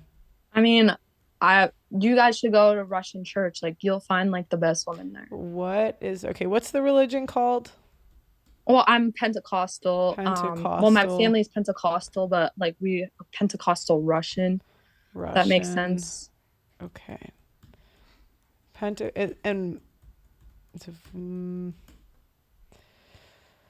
Let's see. Just look up Pentecostal churches, I don't know, in the United States that are Russian. So do you plan on marrying your boyfriend and being with him for your whole life and having kids and doing that whole thing? Yes, 100%. So why are you guys not married now? Because we're both young. We don't have the money right now, sadly. You're waiting for a dollar value to have a wedding when you've been No, together it's not about the wedding. It's about like the housing, the general needs and everything around that. Because I'm pretty sure we're having our wedding at his cabin, so. Yeah, but what would stop you from going to the courthouse and just getting it done? I mean, that's true, but like you got to think about the housing. What's wrong with an apartment? We just don't have the money for that. You don't have a job? No, I mean, I have a part-time job. He doesn't have a job? No, he does have a job. So he can't afford an apartment? Like a 1-bedroom? Yeah. He can't afford it? Even with the combined income? What does he make? Yeah, like we don't want to like struggle financially. We want to be able to live. Well, I guess what's more important, family or money? I mean, would we want to like stress and count our pennies every day? You're doing that now. What's there's I mean, doing we're it now both, and doing we're it both when you're living married? with our family, so technically we're not really doing that. Well, people used to just like move in like to their family's house together. My mom doesn't want that. She always tells me Well, that, and I don't highly no. My boyfriend's parents would not like that either. Sounds like an excuse to me, but hey, I'll take your word. You sound It's like not. you have such conviction in your voice about this whole thing and your Yeah. beliefs. You think that you I would just take thought that you'd into get your to life it. Yeah. and lead by example. You love this man. Go Are you courthouse. guys part of the same church? No, he's American, so he goes to his American church. But you guys are both religious. Yeah, You're deep into your faith. yeah. Why don't you just pull the trigger? Get married. Because, like I said, it's just like the financial aspect of it. Huh. Sure. So what was your first exposure to Pearl's content? Or did you just see clips of I her guess online? just TikTok and clips and all that. So did you have any other so you don't like the fact that she just says that there's nothing but bad women all over the world? I mean, Is that- I watch her podcasts and all that. I'm a person who believes that both genders in society do harm. It's just not one-sided. I just don't, I feel like If red pill is just a gender war. I feel like just like both sides are wrong. Like we shouldn't be blaming one what do side. men do wrong? Oh, I can name a bunch of things. Okay, go ahead. I mean, I see this all over. I mean, men just want to hook up with women. They don't respect women. Like, they look at like they watch a lot of porn. Who creates hookup culture, men or women? I feel like both sleep. If one didn't sleep with each other, there wouldn't be any hookup culture. Are there more male virgins or female virgins? There are probably more male virgins, but not by choice. Who's in control of sex? I guess women. Okay. So who makes the choice of when to have sex, men or women? I guess society can men take it from us? Can they legally do that? No. Okay. So who makes the choice when sex happens? I guess in today's society, a woman. Okay. So who is responsible for hookup culture, men or women? I feel like both, though. Like, you know what I'm saying? Like, if one didn't sleep with each other, then the other wouldn't have, like, like if both stopped sleeping with each other, there would not be hookup culture. Okay. So checks notes. Blames men still, even when it's women's No, I don't fault. blame men. I blame both genders of society. So all right, what's the next one? So you don't like that men sleep around just like women. Okay, go ahead. Like I hear like in the halls or something like, oh, I'll hit that or something like that. Like, I just feel like, why is society so based on hookup culture? Okay, you hear guys talking to each other about women in the halls? Yeah, about hooking up. It's just like gross. Like, there's no like, oh, she's really pretty, I want to get to know her or something. A lot like, it's just sex. Okay, do you think that do you think it's wrong that men are sexually attracted to women? I think in my personal opinion, I think it's wrong, like, if you're pursuing that.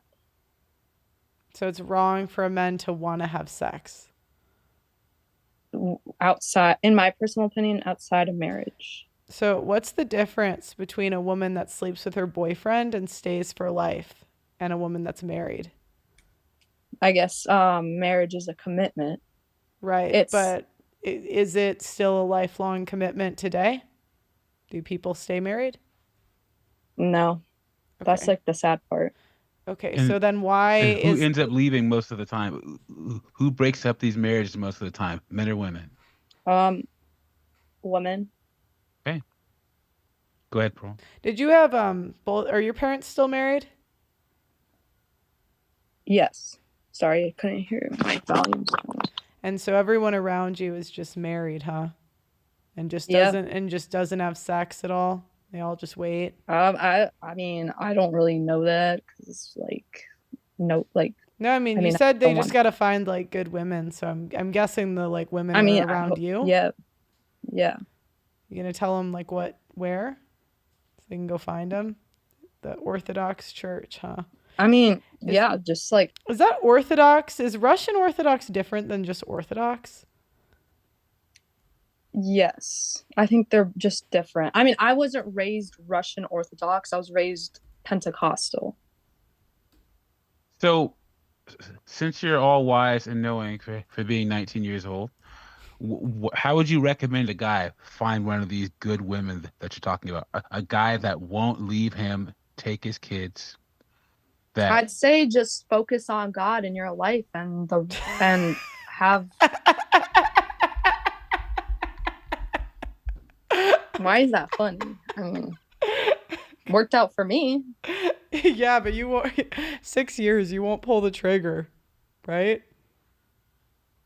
Pull the trigger. Like I said, it's just financial aspects. Right. Okay. Yeah, you're 19 years old, and all I can do is hope the best for you. I would just recommend, if I were to tell you what a real woman should do as a man, if I were to say a real woman would, you wouldn't hear anything I'd say after that. And it's the same thing for women. Like, women don't get to tell men what real men should do. So just you keep that in mind, because I mean, you wouldn't appreciate it if a man told you what a real woman should do. I mean, So sorry to interrupt. So conversely, the opposite is true. I mean, I feel like men already say what women should be and what are. Am I not wrong? Modern women don't listen to anything men say anymore. Doesn't that back up your worldview though? Because if you're religious, don't you believe in a patriarchy? What do you mean a patriarchy? Like, as in the man is the head of the household, the God, yeah. man, woman, children? Yeah. Okay, so if that's the natural order, then wouldn't it make sense that men can tell women what to do, but women can't tell men what to do? But his logic was like, because you're a man, because you're a woman, you can't tell what men should be.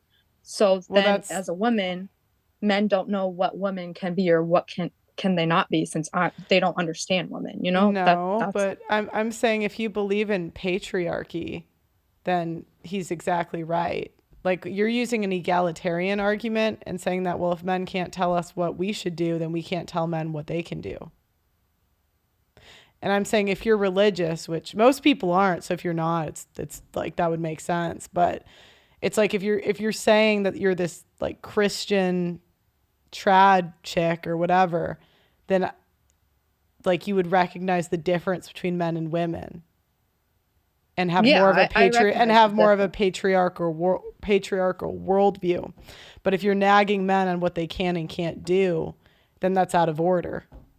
I mean, my views just go off of like traditional values and No, morals. because any woman that tries to say what a man should and shouldn't do is automatically a feminist. How I'm just going based off what the Bible says. How is it your place to tell another man how to run his relationship? I'm just going off what the Bible says. It says women, but it says women shouldn't preach in churches, and her husband. Yeah, it's always the parts that like women don't like. They just kind of like skip over. I mean, you can read the full chapter. That's literally what it says. Yeah, I'm gonna smell a little bit of feminism in here. Just a little bit. I think it's deep down in there somewhere. I don't agree with the feminist view. Okay. Well, you say the same things they say, so. Yeah. I mean, I hope all goes well for you, Pearl. I'm just saying, like, I sometimes, like, I just disagree with some of the things you say it. Yeah, but you don't say I'm wrong. Some of the stuff I could agree on. Like, if women have aborted 1/8 of the world population, are they generally good people if 1/3 have committed murder? I mean, I'm not saying that. You're Christian, right? You think that's murder, right? Yep. So 1 out of 3, it's not too good, right? Yeah. Doesn't even include plan Bs if you think that's abortion. So what, like where, like you can say you don't like it and how it makes you feel, but you're not telling me where I'm wrong. I agree with that part. Right, but where, like where am I wrong? There's obviously bad women out here, but I could say the same for men. Like the crime rates for men are high, aren't they not? What percent of men have committed a violent crime? I don't actually know that. Of men You know that 75% of abuse towards the elderly and children is committed by women. You know that, right? Yeah. I wonder why, though. Kind of curious about that. Does it matter why? I mean, I kind of want to know why. Okay, because a lot of people try to find the why to make it okay. I'm not saying it's okay. I'm just genuinely curious, like, why that is. Men have. It's because I'll tell you my reasoning why I think it is. 5% of men have a felony. Sorry, it's 5%. The reason why women take out perpetuate violence on the elderly and children is because they are physically stronger than children and the elderly. And the reason why women don't abuse men more is because they can't, because they're not as physically strong as men. But women will abuse anything that they're physically stronger than. That makes sense. What else am I wrong about? I don't know, but I mean, I can't get it on the top of my head. Man. Well, okay, well, you can call in tomorrow if you think of something. Yeah, Well, and you know, I'm hoping that you live by your convictions and you get married and have lots of kids. Because remember, you know, I hope you Lord do commands too. that you go for what is it? You multiply. You have a bunch of babies. Isn't that what God commands you to do? Yeah, actually, my aunt had 12 or 11 kids. Yeah, I hope you do. I just wouldn't bet on it. I'm just saying she had. I hope you do. It's just every stat tells me it won't happen. So I really do. I never wish bad upon anybody. So. And just one more question: Are you going to college? Yeah. Uh-oh. Just saying. But I'm actually I'm living with my mom and commuting to college, but I did 2 What's your years. major? Wait, why not save that money for you guys' house? I'm wedding? technically on financial aid right now, so. What's your major? Business. Okay. Well, keep us updated. Let us know when the wedding bells are going to ring, okay? Maybe I can get an invite. Can I get an invite? Sure, I'll invite you. Okay. All right, thanks for calling in. If you think of anything, feel free to call in next show, okay, Elizabeth? All right, have a great one. Yeah, you too. right. Bye. All right. People have been waiting, but I'm going to let the man of the hour in real fast. Mr. Donovan Sharp. Yeah, Donovan. You have to cleanse our palate, my friend. Oh, hey, can you guys hear me? Yes, we yeah, can. I can hear you. Okay, I didn't even realize I was on. Hey, how you guys doing tonight? Good. How are you? I'm doing real good. I just thought I'd call in and you know, give my thoughts on, you know, what you were talking about. I don't want to talk to the 19-year-old girl. She's a feminist. I was going to say, yeah, you I was so waiting for you. That last caller, please. Dude, like, look, man, the facts are this is most women say that they're not feminists, but they almost all of them have feminist beliefs. That's always the way it's been, you know. And there's a lot of virtue signaling there, you know. And I think there were probably some details about what she was talking about. She was just flat out lying about, you know what I mean? Like, she says they don't have money, yet they're gonna have the wedding at his cabin. If this guy doesn't have money, then how does he have a cabin, right? It's like, come on. Or even the college, it's like, if you don't have money, why are you going to college? On, man, like we live in a world, and basically what she was trying to tell you, Pearl, I think you nailed it, she just doesn't like that you're saying it. She couldn't prove you wrong on anything. She just doesn't like the way what you say makes her feel. And so that's why she decided to call in and challenge the great Pearl Davis so she can tell all of her little feminist friends that she told off Pearl Davis on her show. That's all that is. Well, and the other question is, like, what's the holdup if you want to marry him? You know, when women want to marry a guy, they'll like, didn't you tell Devin you were getting married? You didn't even ask. Yes. Yes. I told her. I did. I told her we're getting married. I actually did it live. I saw it. Yeah. And also think about this: if she isn't married yet, it could be that he hasn't proposed to her yet. So there's yeah. that. Listen, I got a news flash. She's not marrying that dude. She's not marrying that dude, man. She's going to college, man. It's over. Yeah. You're right. Exactly. She's going to college, and I think she secretly knows she's not going to marry this dude. Number one. Number two, I don't believe she's a virgin. There's no such thing, dude. A 19. There are no 19-year-old virgins anymore. Like, girls are losing their virginities at an accelerated rate. We all know this. And here's another thing. She says, well, you can find good women everywhere, or there's good women out there. And I know lots of good women. Okay. If you know lots of good women, just like you said, Pearl, then those would be the women around you. But she couldn't tell you what good women she knows, which means that her friends are all whores. And as we say, birds of a feather flock together, man. I'm not saying like she's a whore of epic proportions by any stretch of the imagination. I couldn't really see her, like, reading her body language, but I could tell that she was being dishonest and being really disingenuous in a lot of what she was talking to you about. Mm-hmm. So the question is, your dating experience, was it mostly prudes or whores? And when you were out there, filthy sluts. Which one did you prefer? Which one did you prefer and why? Oh man, when I'm feeling particularly devious, dude, whores for the win, man. Whores for the win. Yeah. Why were they better? You want to know why whores are better? And this is something that a lot of guys probably don't realize. The reason why dating a whore is a better experience, not overall, because of course, if you date a whore, eventually the relationship's going to end. She's going to cheat. But what a lot of men don't realize is that experiencing dating sluts is because sluts have so much experience. They actually mimic good girl traits better than good girls themselves. And so when you're dating a slut and she really likes you, she's going to turn on that good girl charm.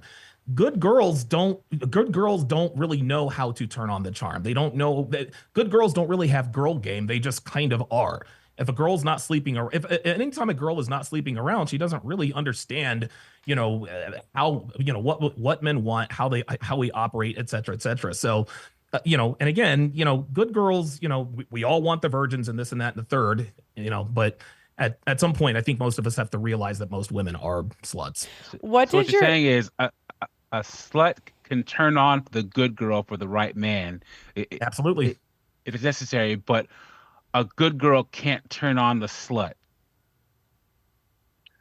Oh no, a good girl can definitely turn on the slut. Look, man. Every girl, listen, I don't care how much experience a woman has or doesn't have. All a woman has to do to be a slut is decide to. So what did your average date cost when you were dating? Before I moved to Vegas? You could give like me... when I was a simp? No, like after.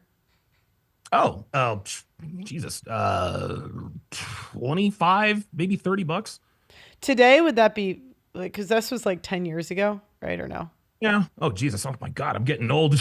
No, I was just wondering, inflation's bad. It's probably like 50 No. today. That makes sense. I guess I would always do this. This was always my first date to get the lay. I did this almost every single time. So we'd meet up for drinks. Number one, I never, ever, ever took a girl out to dinner on the first date. Ever, ever, ever. Okay. It would always be to meet up for drinks. And I would have a plan to go to take her to another bar, but I wouldn't tell her that. So I'm escalating. I'm building things up. I buy myself a drink. I buy her a drink. We're drinking. We're having fun. I order a second drink. Right. And so at this point, I guess, I don't know how much drinks are these days, because I don't go out and drink. But what I do is I buy us drinks, then I'd buy us a second drink. Okay. I would drink my drink a little bit faster, and I would make sure that she finishes second. Then all of a sudden, and now during my first drink, I'm scheduling an Uber. Okay. So I schedule an Uber and I sit there casually, blah, blah, blah, blah, blah. And she's probably thinking I'm texting other girls or whatever, which is fine. Okay. So before she finishes her second drink, I say, you know what? I'm like, you know what, Cindy? If I'm out with a girl named Cindy, you know what, Cindy? I just had a thought. I down my drink, then I down her drink. I pay my tab. I put a $20 bill on the bar. I grab her hand and I lead her right outside into the Uber. Now, at that point, she's going to want to know. She's going to want to know, where are we going? Where are we going? And I'm just like, yeah, it's a surprise. It's a surprise. The magic is in the ride over. Okay, it's just it is almost always to another bar that I would take other girls to. The point is I would escalate until we got to the other bar, and she's like, oh my God, I can't believe this. It would be very exciting for her, sitting there thinking, oh my God, where is this man taking me? And so there I would probably buy another 2 drinks after that. And then of course, you go for the lay. So I would say, I guess inflation, 40, maybe $50. Okay, so $50. How many dates are you taking a girl on before you just say this is a lost cause? A lost cause for sex? Yeah, like how many dates do you just say, okay, she doesn't like me, this is a waste of time? Let's say you really did like her. How long are you sticking around until you just say no thanks? If I really like, maybe 2 dates. Maybe. because the thing is this, if a girl really likes you, she is going to sleep with you. That's just all there is to it. She's going to sleep with you. Now every once in a while I would run up on a hoe and take her out. Oh no, I don't sleep with guy on the first date. She gives me a little bit of plan A energy. She pays attention to me, blah blah blah blah blah. She gives me the impression that she's not sleeping with sleeping with anybody else. And then, of course, I'll take her on date number 2. And at that point, if I still don't sleep with her, then I assume she doesn't like me. So it's 2 dates for me. When you were in Vegas, I'm sorry, go ahead. When you were in Vegas and like going through these, like hooking up with a lot of women, did you and your friends ever like cross over and find out you like hooked up with the same girl? Oh yeah. Oh yeah. That dude, this. Oh God, that's called Eskimo Brothers. Yeah, Eskimo Brothers. Yep. Yeah, it happens. Now, it doesn't happen all the time. It's like, dude, we hooked up with the same girl, 5 different times. No, but I would say, I don't know, 2-3 times a year, hey, I just fucked this girl, or I'd be like, hey, you know what? I think I hooked up with her this time last year. Huh? Interesting. So it happens. So I have a question for Donovan. Sure. So a lot of guys will say that a girl that sleeps with you on the first date is automatically whore, or that's whorish tendencies, right? But I always say, you want to be the guy that she wants to sleep with on the first date. You don't want to be the guy she makes wait. You're absolutely right. Okay. Yeah. So do you consider a woman sleeping with you on the first date automatically whorish? Yes, 100%. That's why I told you I wait until date number 2. It's keeping it real. Donovan, man, that's awesome. Look, man, one thing that I have learned, listen, I don't know much, but I know money and I know women. And one thing that I have learned about women is that if they really like you, they will literally move heaven and earth to be with you. And it doesn't matter whether she's in a relationship or not.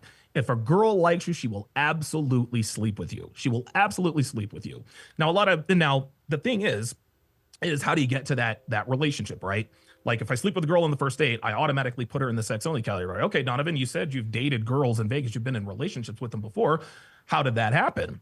Well, the way it goes is this, is if I really like a girl and I don't sleep with her on the first date and I sleep with her on the second date, the way this happens is she gives me, she gives me plan A energy, right? And this is if she really, really likes you.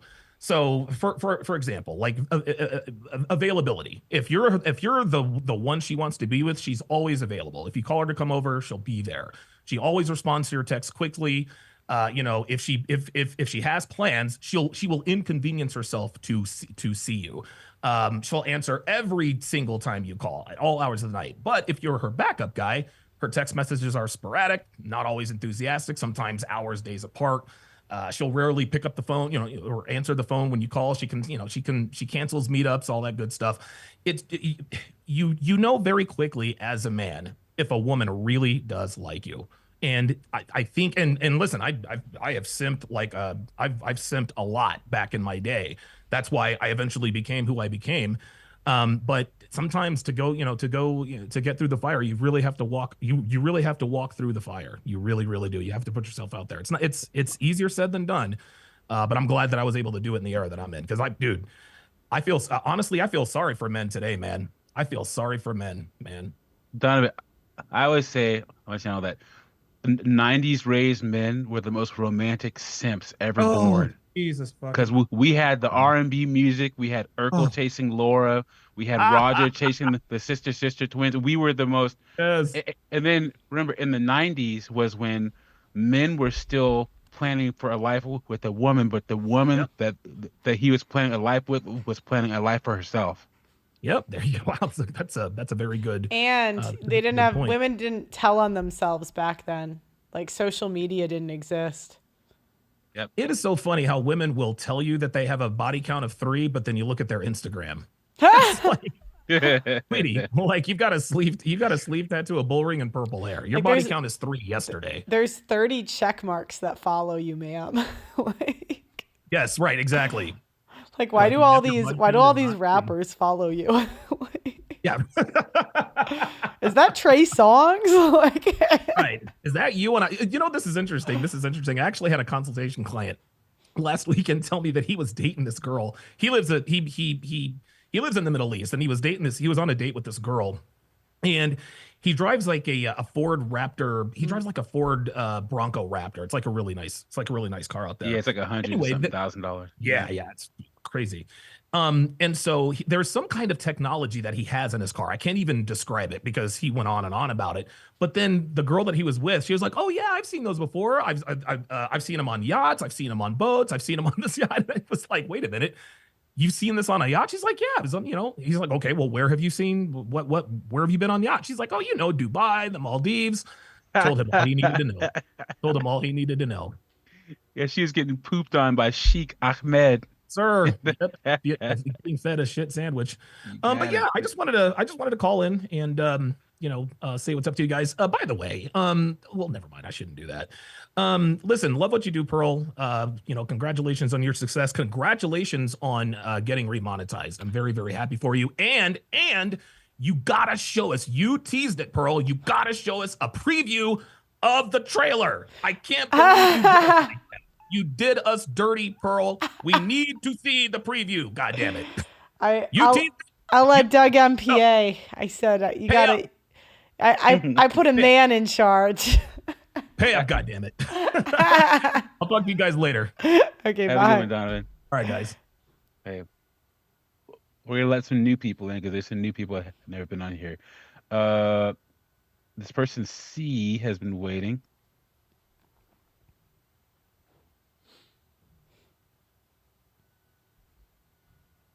Hold on. C, are you there?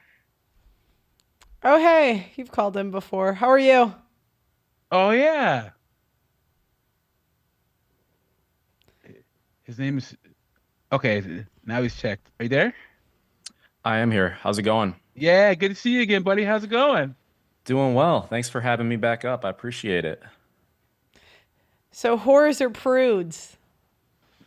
Oh, man. Isn't that the question of the hour? I really enjoyed that. Before I get to that, I really did enjoy that conversation with Elizabeth.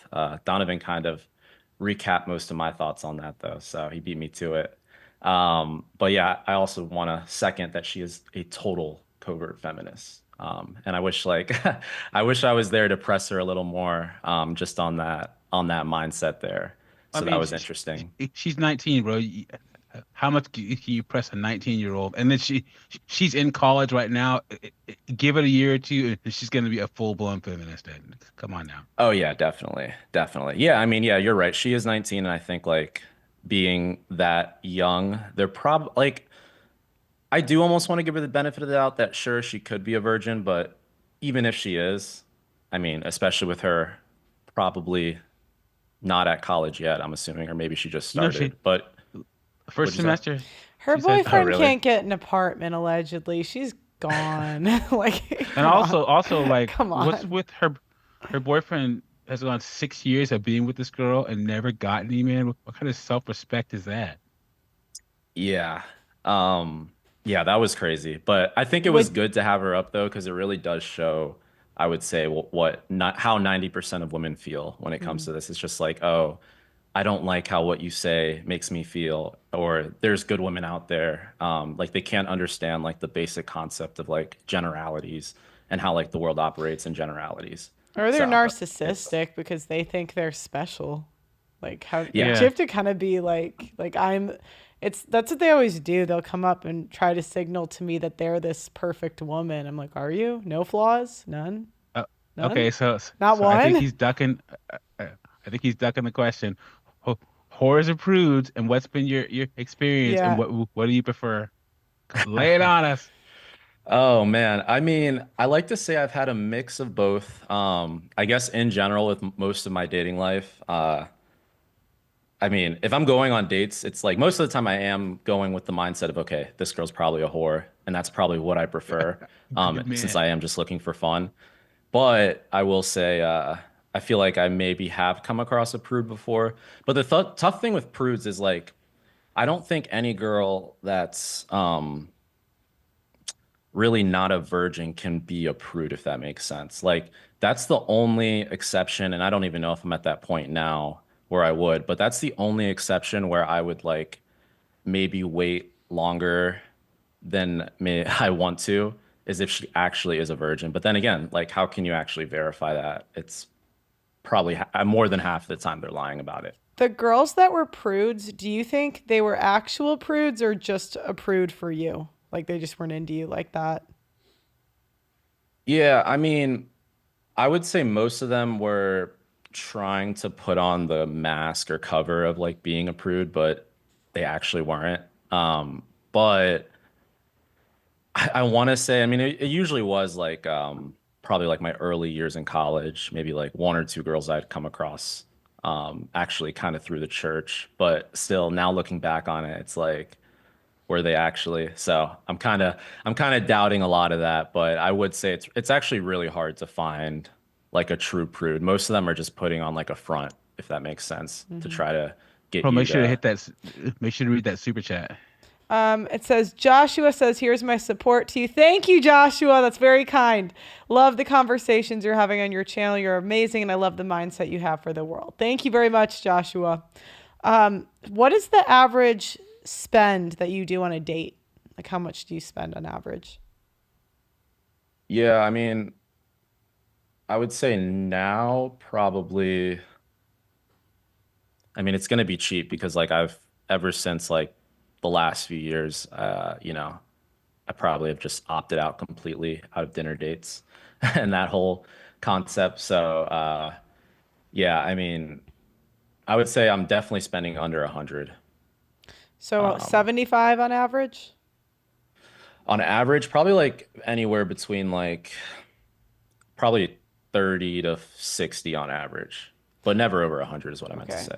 So how many dates do you give before you just say this isn't worth your time and your money that she It's a doesn't put good out? question. Maximum is definitely two at this point. But again, the only time that I would wait more than that is if I was for some reason actually convinced she was a virgin, How long would you that I could wait respect. if you were convinced she was? 6 years? Oh man. No, not 6 years, not 6 years, but it would be different. Oh, that's a good question. I mean, obviously, I haven't really, to be honest, I haven't been put in that situation where I've actually had to do that waiting for a virgin. I think that's really rare and hard to find. So, yeah. But if I did, probably, I mean, I don't even think I would really do that at this point, if I'm being honest. Hmm. So, Okay, but but I guess a little longer. if you really like a girl, does she get 3 months? She could get 3 months. Yeah, sure. Like with a virgin, you're saying? Sure. Yeah, with a virgin, definitely. And how many dates a week would you do for 3 months? Definitely no more than one a week. Okay, so you'd see her once a week for 3 months. Yeah, I'd have to. Yeah, exactly. And But then- I just think at this point that's actually just an unrealistic situation because it's like you said, it's hard to believe these days that they're actually telling the truth about that. And for me to wait 3 months, it's just not even realistic. So the real honestly. answer is what, a month? Yeah, probably like a month. So if you go out with a girl and everything goes great, and let's say you think maybe she's not a virgin, but you think she's one of those, she doesn't do this very often, or you kind of really, really like her and stuff, but then she wants to go back to you take it back to your house, and then she hops right on you, right? So first date. Does that affect your opinion of her moving forward? Do you see her as more whorish? That's actually a great question. And I feel like I kind of have a hot take on this answer. Mhm. To answer your question, no, I don't. I could totally see myself committing to a girl that I have sex with on the first date. I think that I mean, not trying to just feed off what Donovan said, but he really hit the nail on the head when he said, like, the way a woman likes you is when she sleeps with you. And that's going to be the case for, I would say, at least 99% of women. So I mean, I think as a man though, you should look at it like, if you do work on yourself, if you are, trying to be quote unquote that guy, whatever that might mean to you, it's like you shouldn't expect less. So I mean, I've dated girls, I've had good relationships with girls that I've slept with on the first date, and I don't necessarily think I don't think low or pessimistic immediately as if like, okay, she's doing this with a bunch of other people. There's other tendencies I'd look out for that would give me a red flag on if she's a hoe, not when she's like what? Comfortable to sleep with me, if that makes sense. Like what? Yeah, I mean, there's going to be a whole bunch of other things, but one, her social media, her friends, her lifestyle, if she's going out a bunch, there's so many things. I mean, there's been little things even like on first or second dates where I can even pick up, like if her phone's blowing up with like dumb things like Snapchat notifications, bunch of Instagram notifications, like you can kind of just, I've seen it on a table before, and like that's an automatic red flag. So there's a handful of little cues that I would pick up on, but again, I'm not just going to knock a girl for liking me and wanting to, have sex with me on the first date. Yeah, I don't know if you caught me talking about. I talked to Pearl about this before. I said we kind of want to redefine what a woman's sleeping with you on the first date means, because I know it seems, oh yeah, she's a whore if she sleeps with you on the first date. But would you rather be the guy that she makes wait? Yeah, exactly. It's either or. I'd rather be the guy that she sleeps with on the first date any day of the week. I mean, when we're looking at it in this context, the whore that sleeps with you on day one provided more value than Elizabeth did to her boyfriend in 6 years. Right? I mean, the 6 years. Pearl never lies. She never lies. Pearl, you were killing me. Like, what's better? You were so straight up with her. I was like, oh man. But yeah, that's a good point. Yeah, well, because the only thing, I just think if you're gonna wait till marriage, you better get the marriage soon, because like, what is he waiting around for? Yeah, she was totally just like 1 foot, like with I'm a traditional Christian, but then her other foot was like she just had the total modern feminist mindset. I know women that seriously were waiting till marriage, but they were like, if they liked a guy, marriage is coming like immediately, so I can have sex with him. Like that's pretty much, I mean, if anyone's been in a super religious church, like they move fast when they actually want to get married. Yeah, definitely. I actually had a high school sweetheart, pretty much dated her all through high school. And yeah, I mean, like I didn't lose my virginity until after I dated her, but that's basically how it was. It was like right after high school, like she was super religious and wanted to get married immediately. But yeah, I would definitely agree. There is that pressure. So yeah, that is a red flag. Maybe she's actually not a virgin. Or I think, because I've heard of this, one of my friends when I was younger, he met this girl and they got married real fast uh, to have sex. He was 23, she was 20. But all through high school and middle school, she had the same boyfriend. And they went through a rough patch, and she broke up with him and then got with my friend and married him after like 6 months and had sex with him. But her boyfriend before him, they were together for like 6 or 7 years, never had sex, and then she married my friend, had sex with him right away. Yeah, That's that's definitely a reality of how it works. I've actually seen stuff like that too. It's actually crazy how they and you're move. giving up all your other options for life, and the only thing the woman had to do was not have sex with anyone else. It's a good deal for us, to be honest. Oh man, You guys yeah, that's commit to us, take care of us forever. All we got to do is not bang anybody else. That's it. Okay. oh man. That was great. Okay, well, Um, we have a sorry, full go ahead, call Doug. line. Okay, We have, we can go to the next so one. how many more calls do you want to do tonight, bro? We can do 2 more. Okay. We'll call at any time, my friend. You're always a good call. Yeah, Yeah, appreciate you guys. Have a good rest of your night. you too. Thanks. Okay, we're gonna do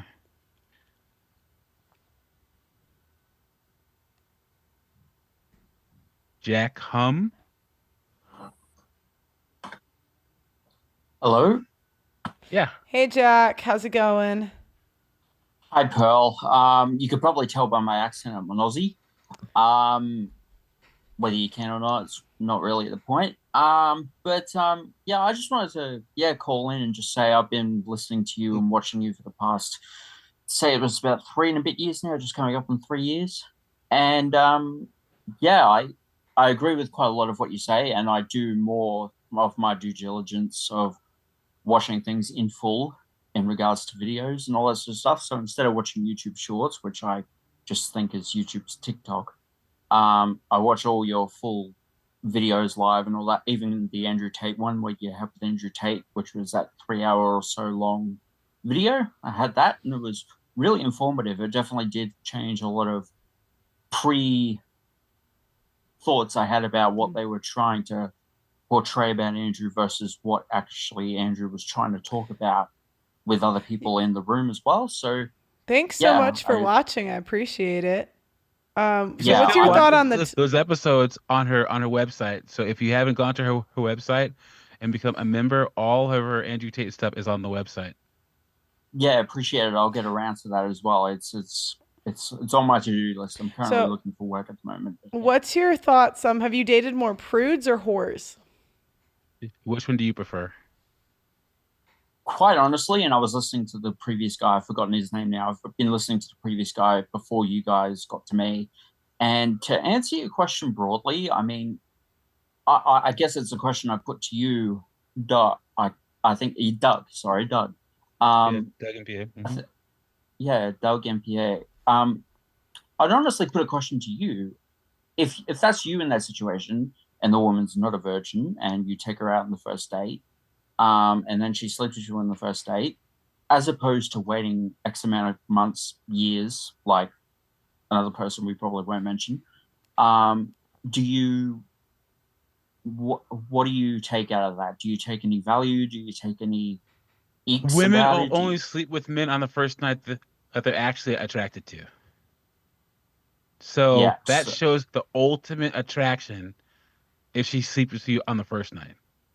Well, believe it or not, I actually happen to agree with you on that because there's a lot of cases, and I'm not going to speak about any of mine because I'm going to be quite honest with you, and I don't mind being roasted by anyone in your comment section or anything like that. I've actually never been on a date. I have had sex with a few women, but they haven't been dates as such. They've just been me trying to get down at a nightclub, trying to dance. And over here in Australia, it's pretty different than in America or even the UK. I mean, it's not as what's the word that I'm trying to look at? Trying to figure out here. It's not as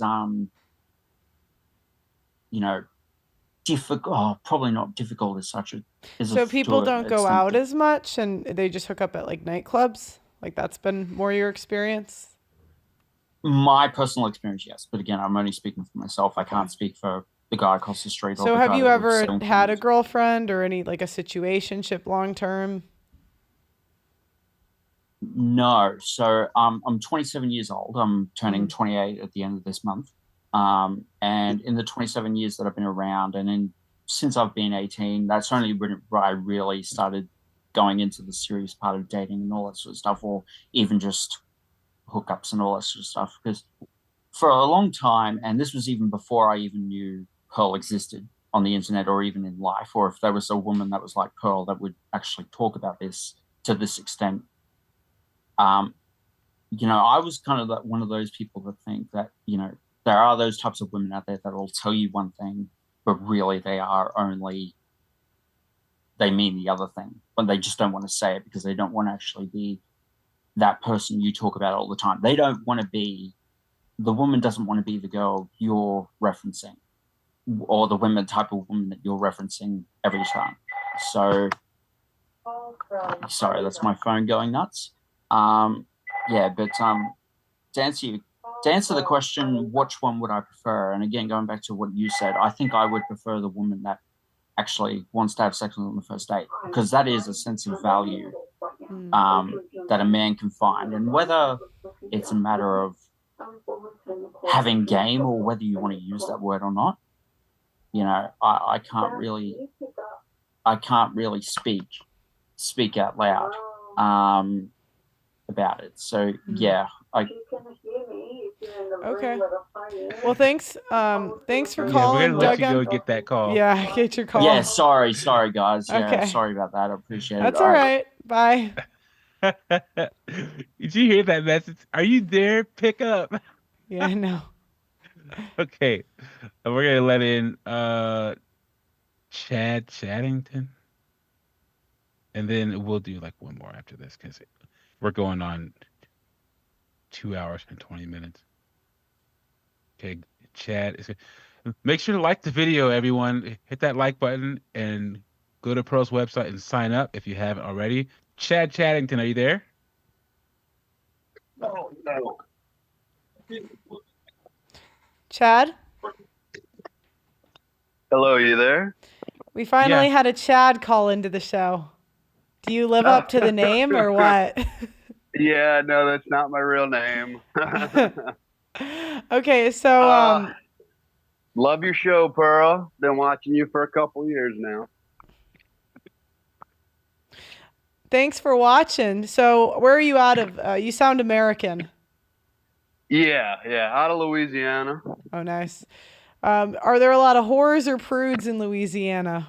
What have you dated over there? Yes. He just says yes.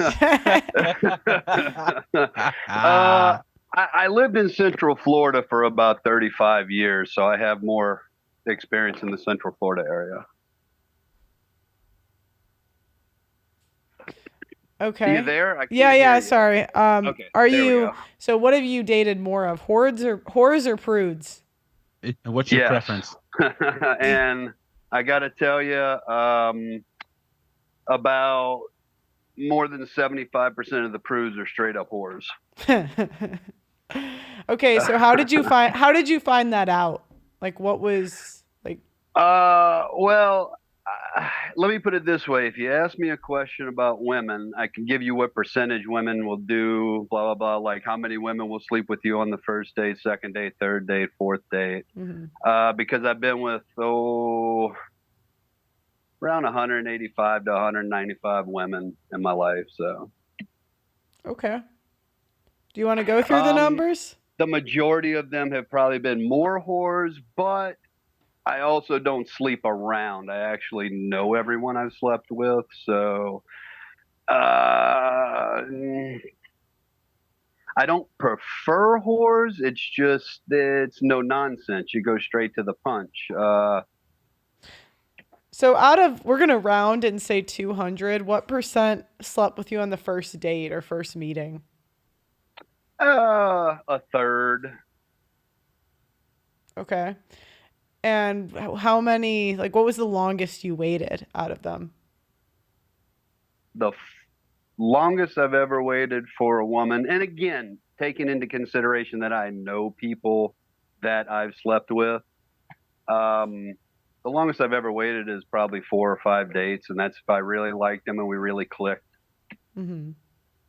And the one that made you wait 4 or 5 dates, or the ones that did, do you think it was because that was their personality, like they were prudes, or because you just weren't that guy to them?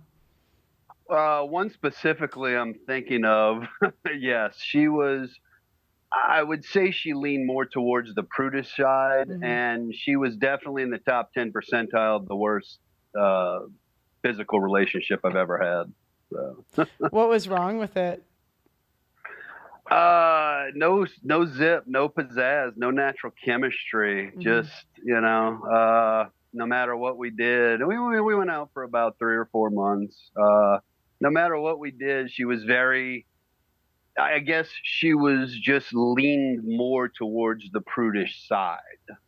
Definitely, I wouldn't say she was a straight up whore, but she had whore in her. And so overall, did you have a better experience with the women that slept with you faster? So that's interesting. You were talking about that, and I gotta say, I've never. And again, I prefer to know someone even before we go out, type of thing. I maybe had, out of those, let's say 200 women, I've only had probably 2 to 3 one-night stands ever in my life. I prefer to actually know my partners because I like I like an emotional relationship too. Yeah, one of those guys. But I was very lucky. That's a lot of emotional relationships. Sorry. What's that? I said that's a lot of emotional relationships. Well, I'm also, nearly 50, and I've been single most of my life, and I lived in a small town for 30 years where women talk. You know this. Yeah. Come on. Okay. Yeah. Okay. So back to the did you have a better experience with the ones that slept with you faster? And did you think you were special, or they did it with everyone? The ones that slept with me faster, no, actually, I think the ones that slept with me faster held out and made other guys wait longer. That's how it usually works. Yeah, because again, I had a reputation in town. Everyone knew my preferences. Everyone knew my abilities, and they also knew I didn't sleep around just to sleep around. I'm still friends with more than half of them, And what percent wanted a relationship from you?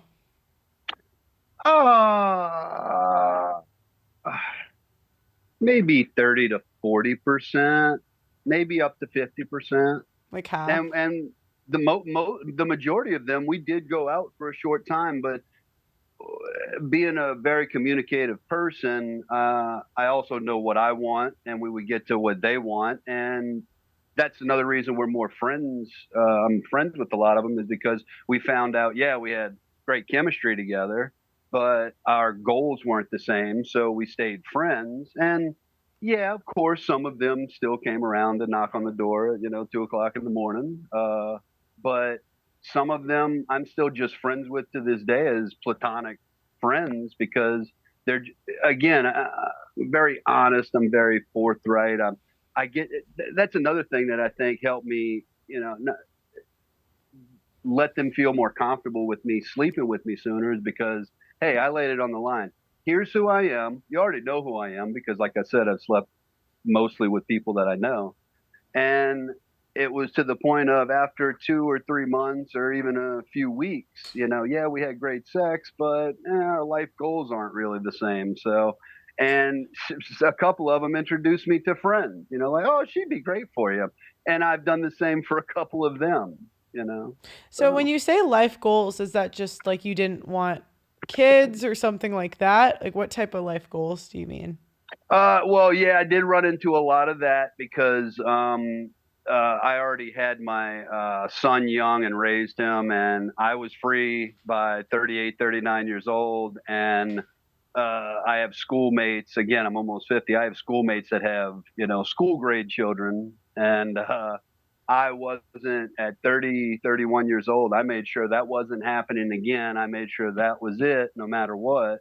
So a couple of them we dated and had fun, and we got along, but they were looking at the long-term kids wise. In fact, one of my close friends, who I still love dearly to this day, I purposely had to stop myself from a relationship with her because she wanted a child and I wanted her to I knew she needed a child. And she's with a great guy right now and they had a child. But if we would have dated, it would have been years of our lives because we were that compatible and loving to one another and everything was great.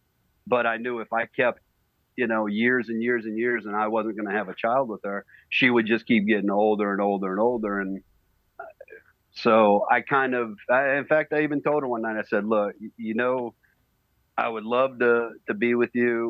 We get along great together. We were friends. We were lovers. We were everything. But you want to have a child, and I don't feel right keeping you in a relationship for a year, 2, 3, 4, whatever.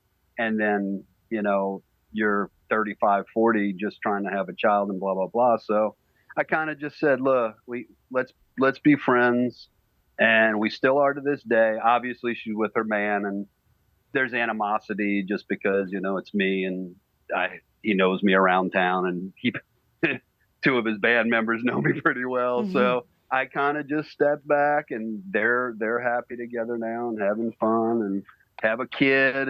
But if I wouldn't have done that, we would have still been together, and then she would have had to wait years and years and years, and then it would have maybe possibly led to her not having a child or not finding someone to have a child with. So I look at that as well, Okay.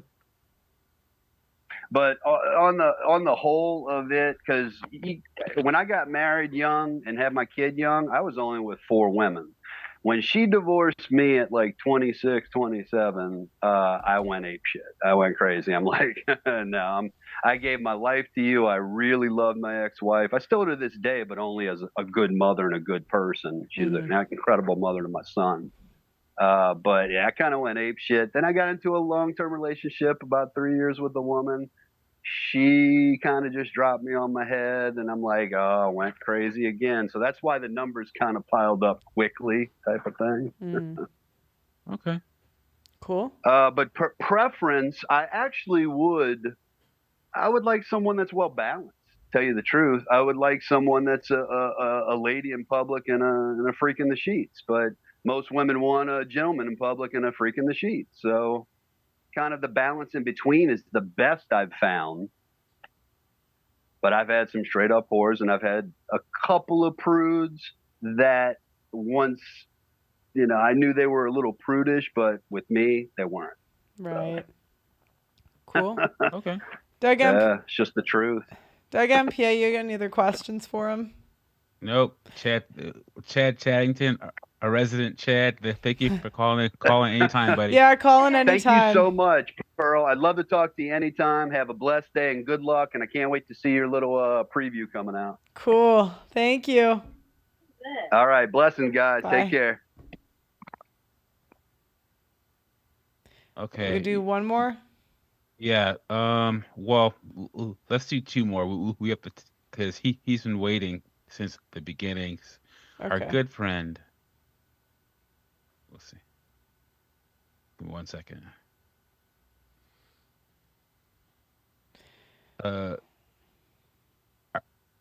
You there? Hello? Hey, how's it going?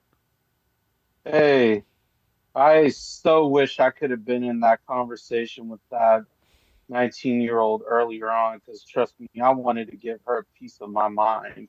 Because I have classmates right now in school that talk and think just like her. Mm-hmm. Yeah. Okay. So elaborate. A lot of them will sit there and talk about the same thing about waiting for marriage, this, that, the other, and or that they're loyal and faithful when in reality they're not, because they have a whole train of simps that they cheat on their boyfriends with or cap about. Oh, I don't have my boyfriend on my Instagram or whatever because I just want to keep my relationship private. Little does anybody realize that even though, it's believable that like this chick may have a boyfriend, the dude's really nothing more than a placeholder until she finds the next sucker to mooch off of. Mm-hmm. Yeah. And then also last fall, this one broad had the audacity to do a project that was anti-natalist, basically saying that motherhood is one big patriarchal scheme so that men don't have to compete with women in the workforce, blah blah blah blah blah, which I took a lot of offense to, given that, not to sound like I'm telling a sob story, given that I lost my own mother 2 years ago. But anyway, to answer the question, which also shout out to Donovan Sharp. I actually turn to him for dating advice every now and then and whatnot. Now that I'm about to be out of school after next week, this may sound far-fetched, but I kind of feel like I want to jump into this space since I'll have time on my hands for the summer. But I don't know. I'm just thinking out loud, so I apologize. But to get to the point, which would I prefer? I'm gonna go with the whores, honestly, simply because honestly, the prudes, I really don't think that they're really just like waiting or whatever, or that they're really actually good girls like they say they are. They really are just nothing more than closeted whores, honestly. That, like Pearl has said before in a couple of podcasts, when one had the audacity to say, well, I just want to make sure that, this nice guy is, the one, that I'm going to settle for or spend the rest of my life with. And Pearl said, oh, no, what you're doing is you're weaponizing sex for this, that, the other, because you gave yourself so easily away to Chad and whoever, blah, blah, blah, this, that, the other. I mean, I've seen so many instances of that in my own personal life when I've seen like nice guys that will wait for years and years on end, just for one night of sex, and they'll have like one child with a single mom, and then whatever. But yeah, I think my other justification for whores is like, this is gonna sound so beta, like, at least if you can recognize and have self-awareness of what the red flags are, at least like you know what you're getting yourself into, compared to with a prude. You don't know what you're getting yourself into, because she might sit here and try to virtue signal and say all this cap that I was just mentioning a minute ago about being good or trying to make the right guy wait or whatever. When in reality, let's just be real, they probably were just as bad as like the hot chick, that the hottest chick in town that got all the attention when they were 19, Mm-hmm. 20, 21 and whatnot. So yeah, trust me. Whores over There's not enough. prudes. Yeah, go ahead. I'm sorry, Pearl. What I was said that? whores over prudes. I gotcha. Yeah. Well, thanks But for. Is there, okay, yeah. Thanks for calling in, Gabe. Doug MP, you got any other questions for him? Oh, Congrats on graduating school in a week. oh no, I haven't graduated yet. I'm almost done for the semester. Oh, okay. For the summer. Okay. I'm almost close to it though. Almost. Okay, cool. All right, we'll But call thank it. you, Doug. Call it anytime. All right. Bye. All right, you gonna do one more? Sure, we can do one more. Okay. Just for this person's name alone. What is the name? Oh hell fuck nah G. Are you there? I'm not saying that. I already said it.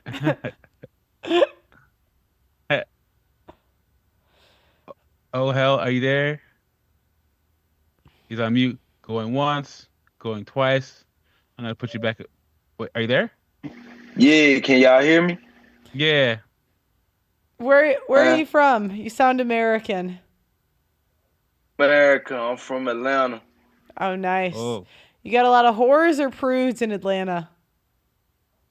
Hey, man, this is Magic City, man. What you mean? Like what? Like I don't know. I'm not from Atlanta. You got to tell me. this is where. Hey, yo, you remember the game Bop It? Yeah. What's that? It's like this handheld game where you have to bop. Yeah, I know what you're talking about. That's what these 304's is, man. They some damn bop it's. Pass it, pull it, hit it. Like hey, yo, And do you but no. have you met any prudes down there? In my life, yeah, but I'm 37. At that time, I wasn't focused on no woman. Like, you get what I'm saying? But now, man, hell no. You don't see this world? Man, they celebrate bopping ass. Okay. Look who Kamala brought out there, man. So how much do you spend on a date? Or do they just come straight to the house? They're booping and bopping to the house, huh? Me? Yeah. Me? Yeah, you. 300 max. Okay, so 300 a date. How long are you waiting? To the end of the meal, I need a decision. No, look, and just being honest, because if I invite you out to eat, it's usually because I'm hungry as hell. So I won't eat. I want you to enjoy the food with me, but I definitely do need a decision by the time into the meal come, cause what's happening? And you go on the block list. You get a 30-day probation period. You make me wait. You go on the block list for 30 days unless my phone get dry and I can't get no yams nowhere else in the city. So at the end of the date, you say, "Are you coming?" And if she says no, so at the end of the date, you invite her over. If she says no, then you're blocking her. Discussion. It's nothing to talk about. It's not like this is not a democracy. This is a fucking dictatorship. I say. Got it. Answer no questions. You get on my program. This my way or you buy way and get blocked until, like I said, either I can't get no yams or off the block list. Like I'm different. Like the other guy who y'all had on here, man, he was a straight simp. I don't know where they found him at. But as far as me personally, I'm only rocking with prudes, man. Like I'm like the lion in the jungle. Like I know I'm gonna get the damn meal before I go out there and hunt it. I know I'm gonna get the meal.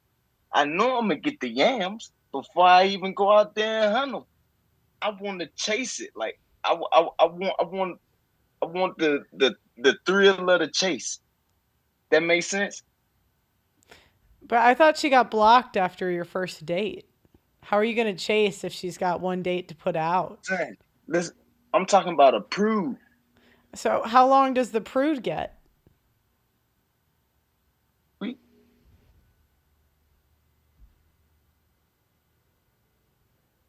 That's what intrigues me. Like if you just willy-nilly, if you got community yams and everybody and their mama done seen it, hit it, and throw the dollar at it, like I don't want to be seen in the photograph with you.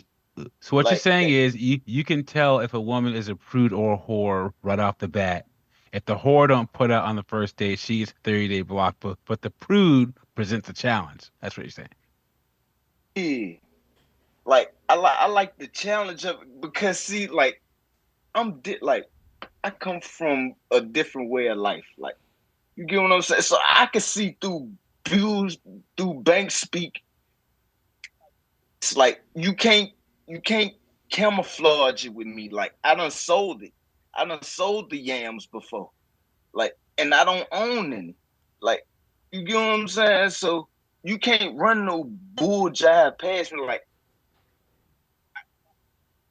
Spider-Man got spider senses. I got real homie senses, man. Like I see through that shit like cheap tent. You ain't like, you can't finesse me. Like, you gotta get up early and work a double shift. Got it. Like, Well, Doug MPA, you got any other questions for him?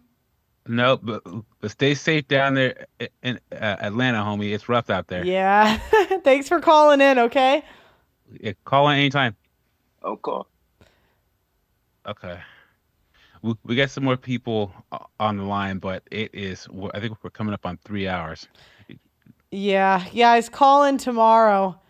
I was thinking about doing a question of can women do it all tomorrow. I saw this Trump's has all these women working for him that are bringing their kids to work. Have you seen that, Doug MPA? Yeah, uh-huh. So that'd be a good show tomorrow. Can women do it all? Have you actually seen a woman that does it all? No. Well, any final thoughts on the topic, Doug? MPA? Yeah, we have to explore this thing of, of women sleeping with a man on the first date and kind of redefining that. I don't think that's whorish material. I think if you're a young man on the way up,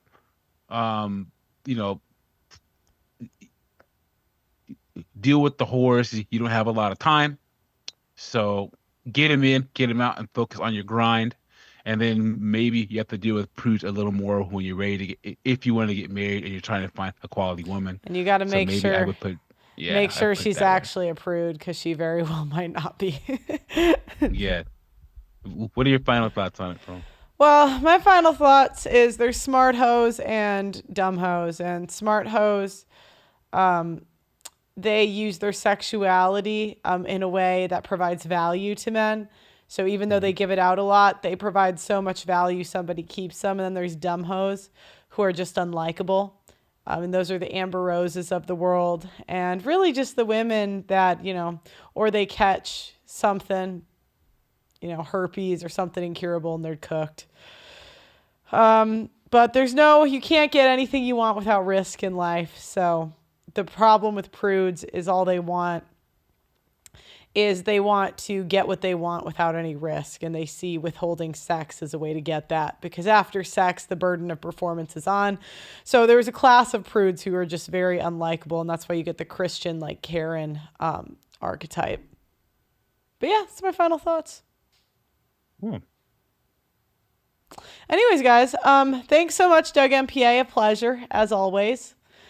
And guys, please like the video on your way out and subscribe to the channel. Thank you guys so much for watching and being patient. I know my trip was a little longer than I thought, but we're doing another show tomorrow.